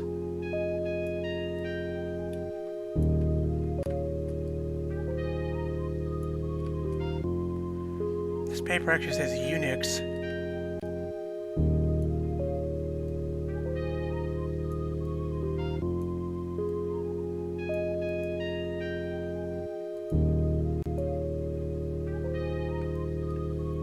And the code to this one is actually hidden in these signal flags.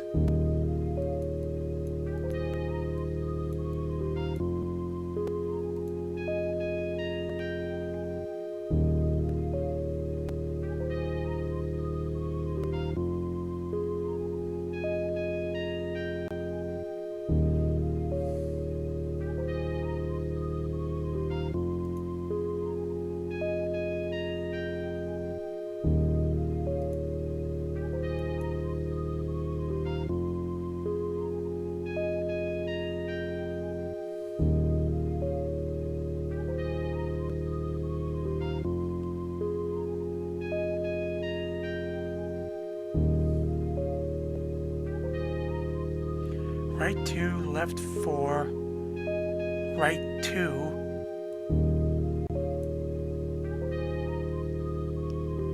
Return to 5.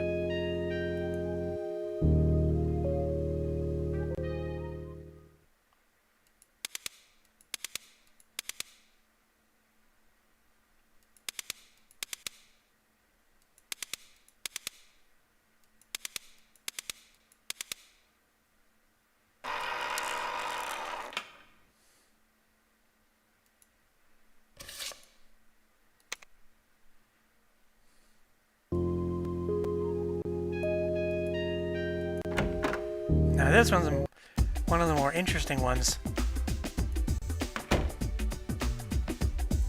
We can actually interact with each of the instruments in here.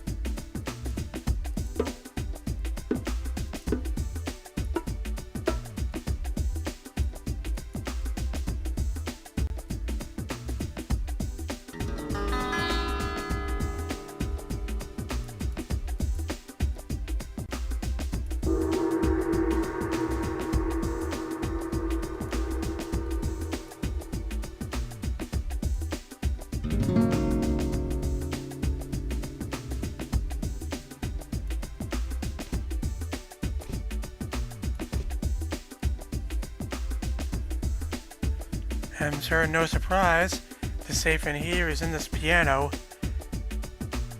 And naturally, it's a music puzzle.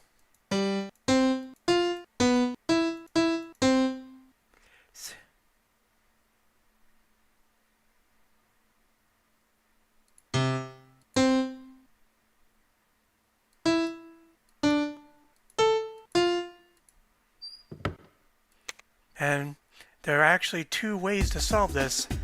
The most obvious one is with this tape recorder here.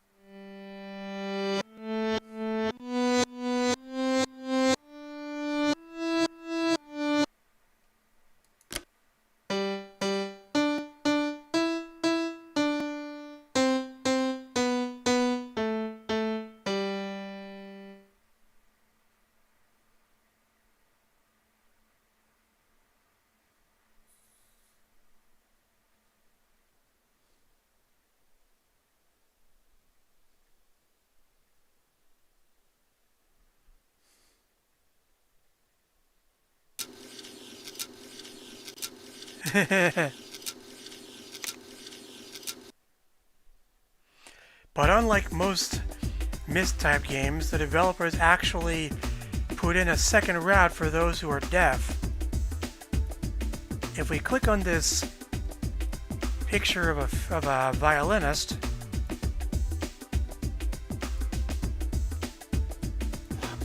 there's something behind it.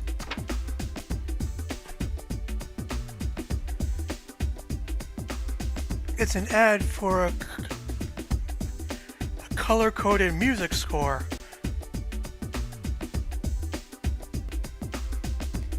And here it has the same tune, print color-coded. People actually, this is actually a real thing. I know because I have one like it for learning piano.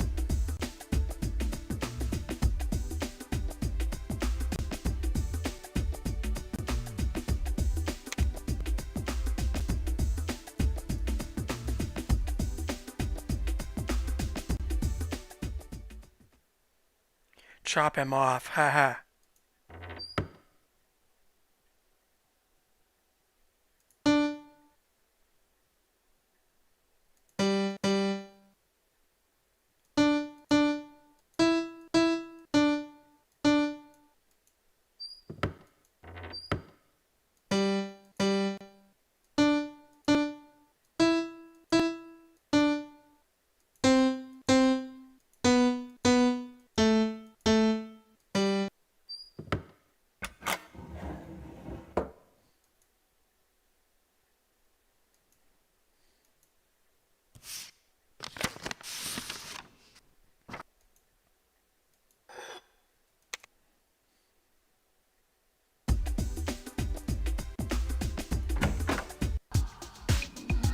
We're already 80% done.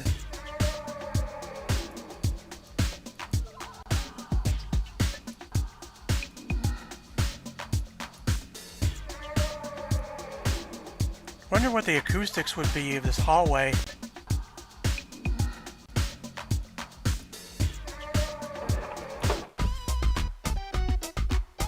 Wow, they certainly went out out of the way to match the theming of this safe.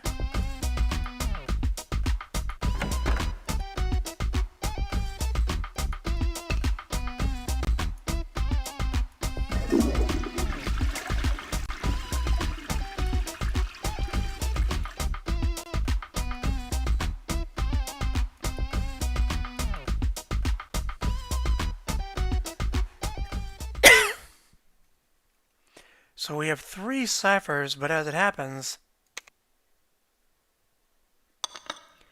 only one works.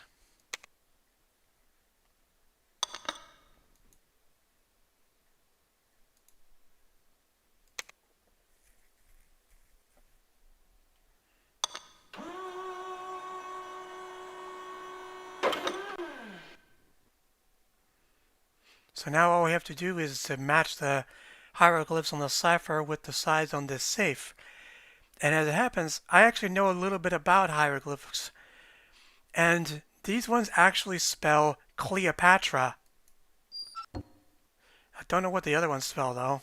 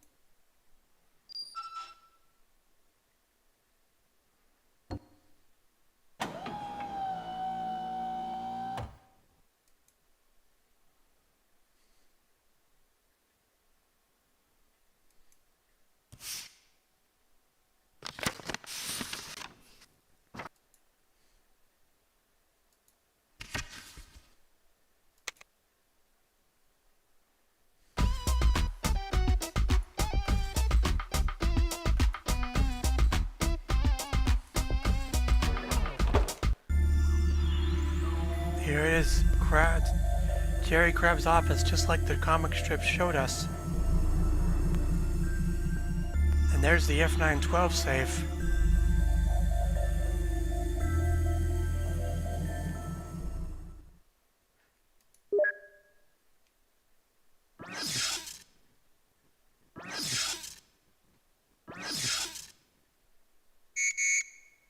Of course it wouldn't be that easy.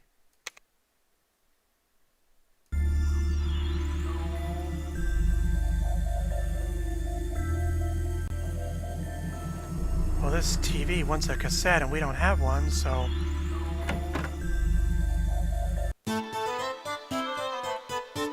So let's not fall for the pull cord, but instead... Oh. We can't unlock this door because we do have the key for that room, but as you can see, the key's broken. I wonder if that was done on purpose. No, what we should do is look at this row of books.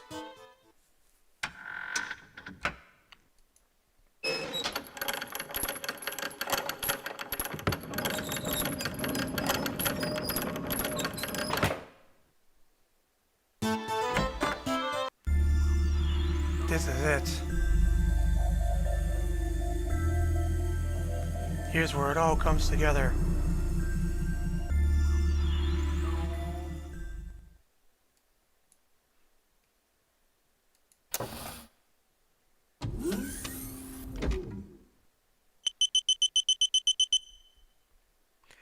It's kind of an anticlimax, this ending, really, because all that's left to do is to input all the codes we have. They could have made it one extra challenge, but this is what they went with.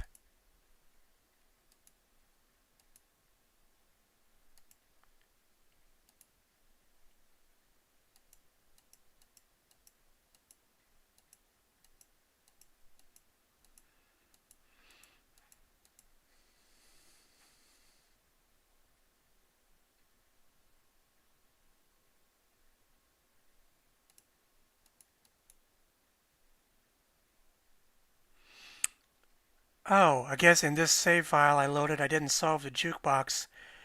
Oh well, like I said, if you have all the others, the last one can be brute forced.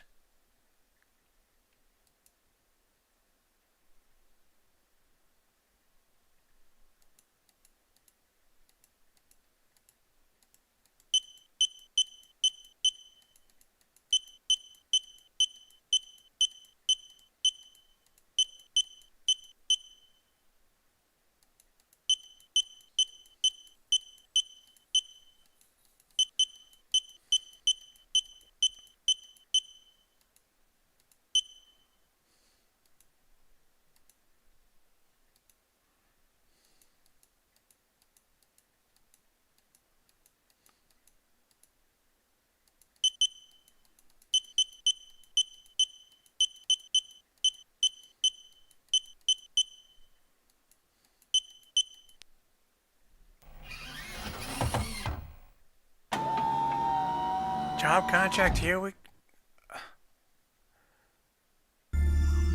A chess piece? That's it?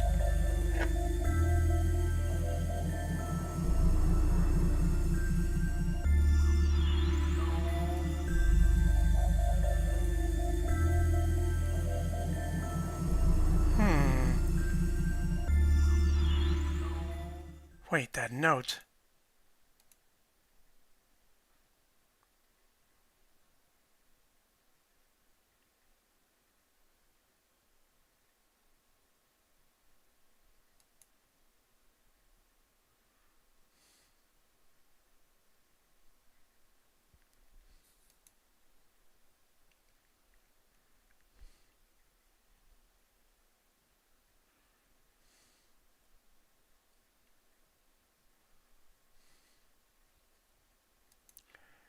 There's one piece missing, so I guess it's this chess piece.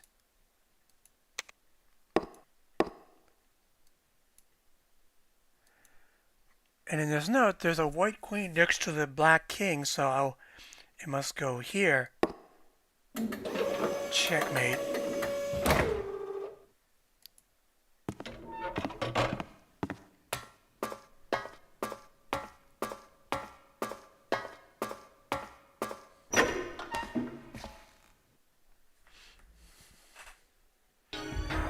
At last, we're inside the mysterious room 10. And honestly, my second favorite track in the game. Ah, this looks familiar.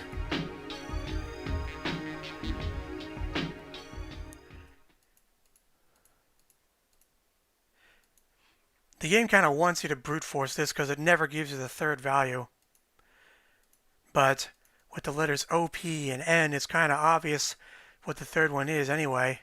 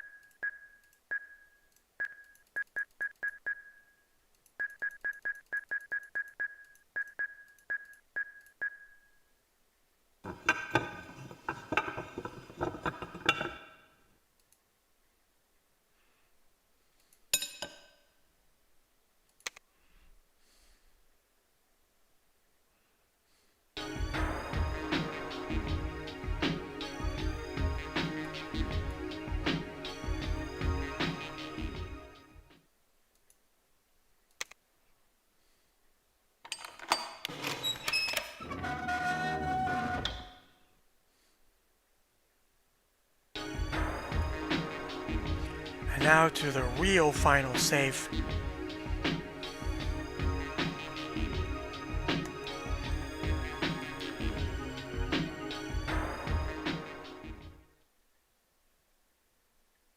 Welcome to the T1001, the most powerful crab safe in the world. Now, the question is, do you feel lucky?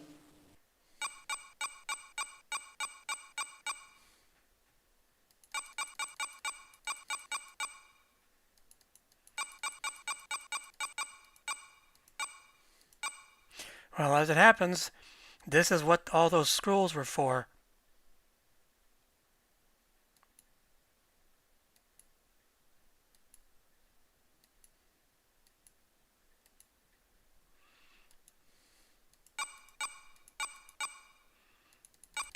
And as it happens, these are actually the initials of the developers.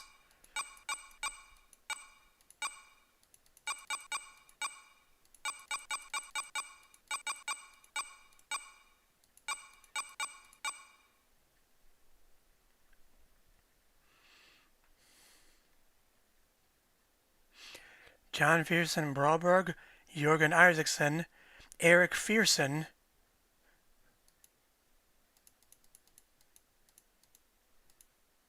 oh, I missed one. Home. Oh, I haven't know the 7th one is L.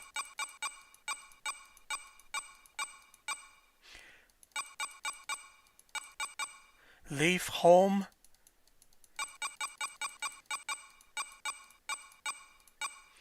And Nigel Papworth.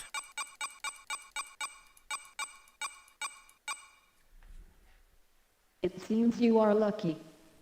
Punk.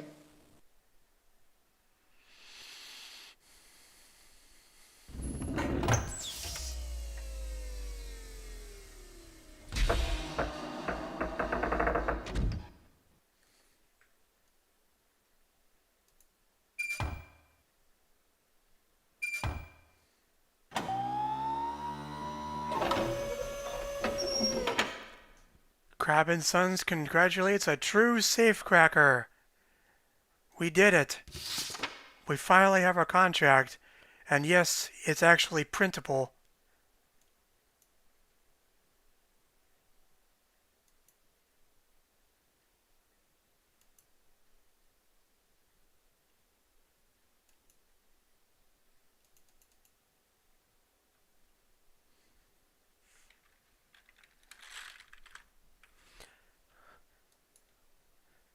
And a VHS tape. Man, how many people today remember these things?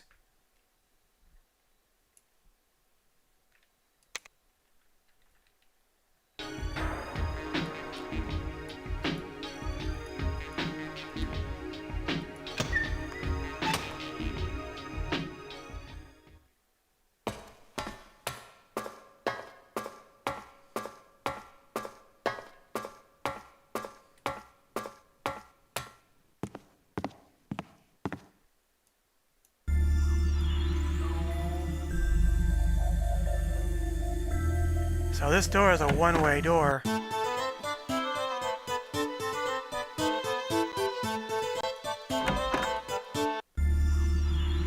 And this next action will be the last step of the game. So sit back and watch. I guess I'll see you in February.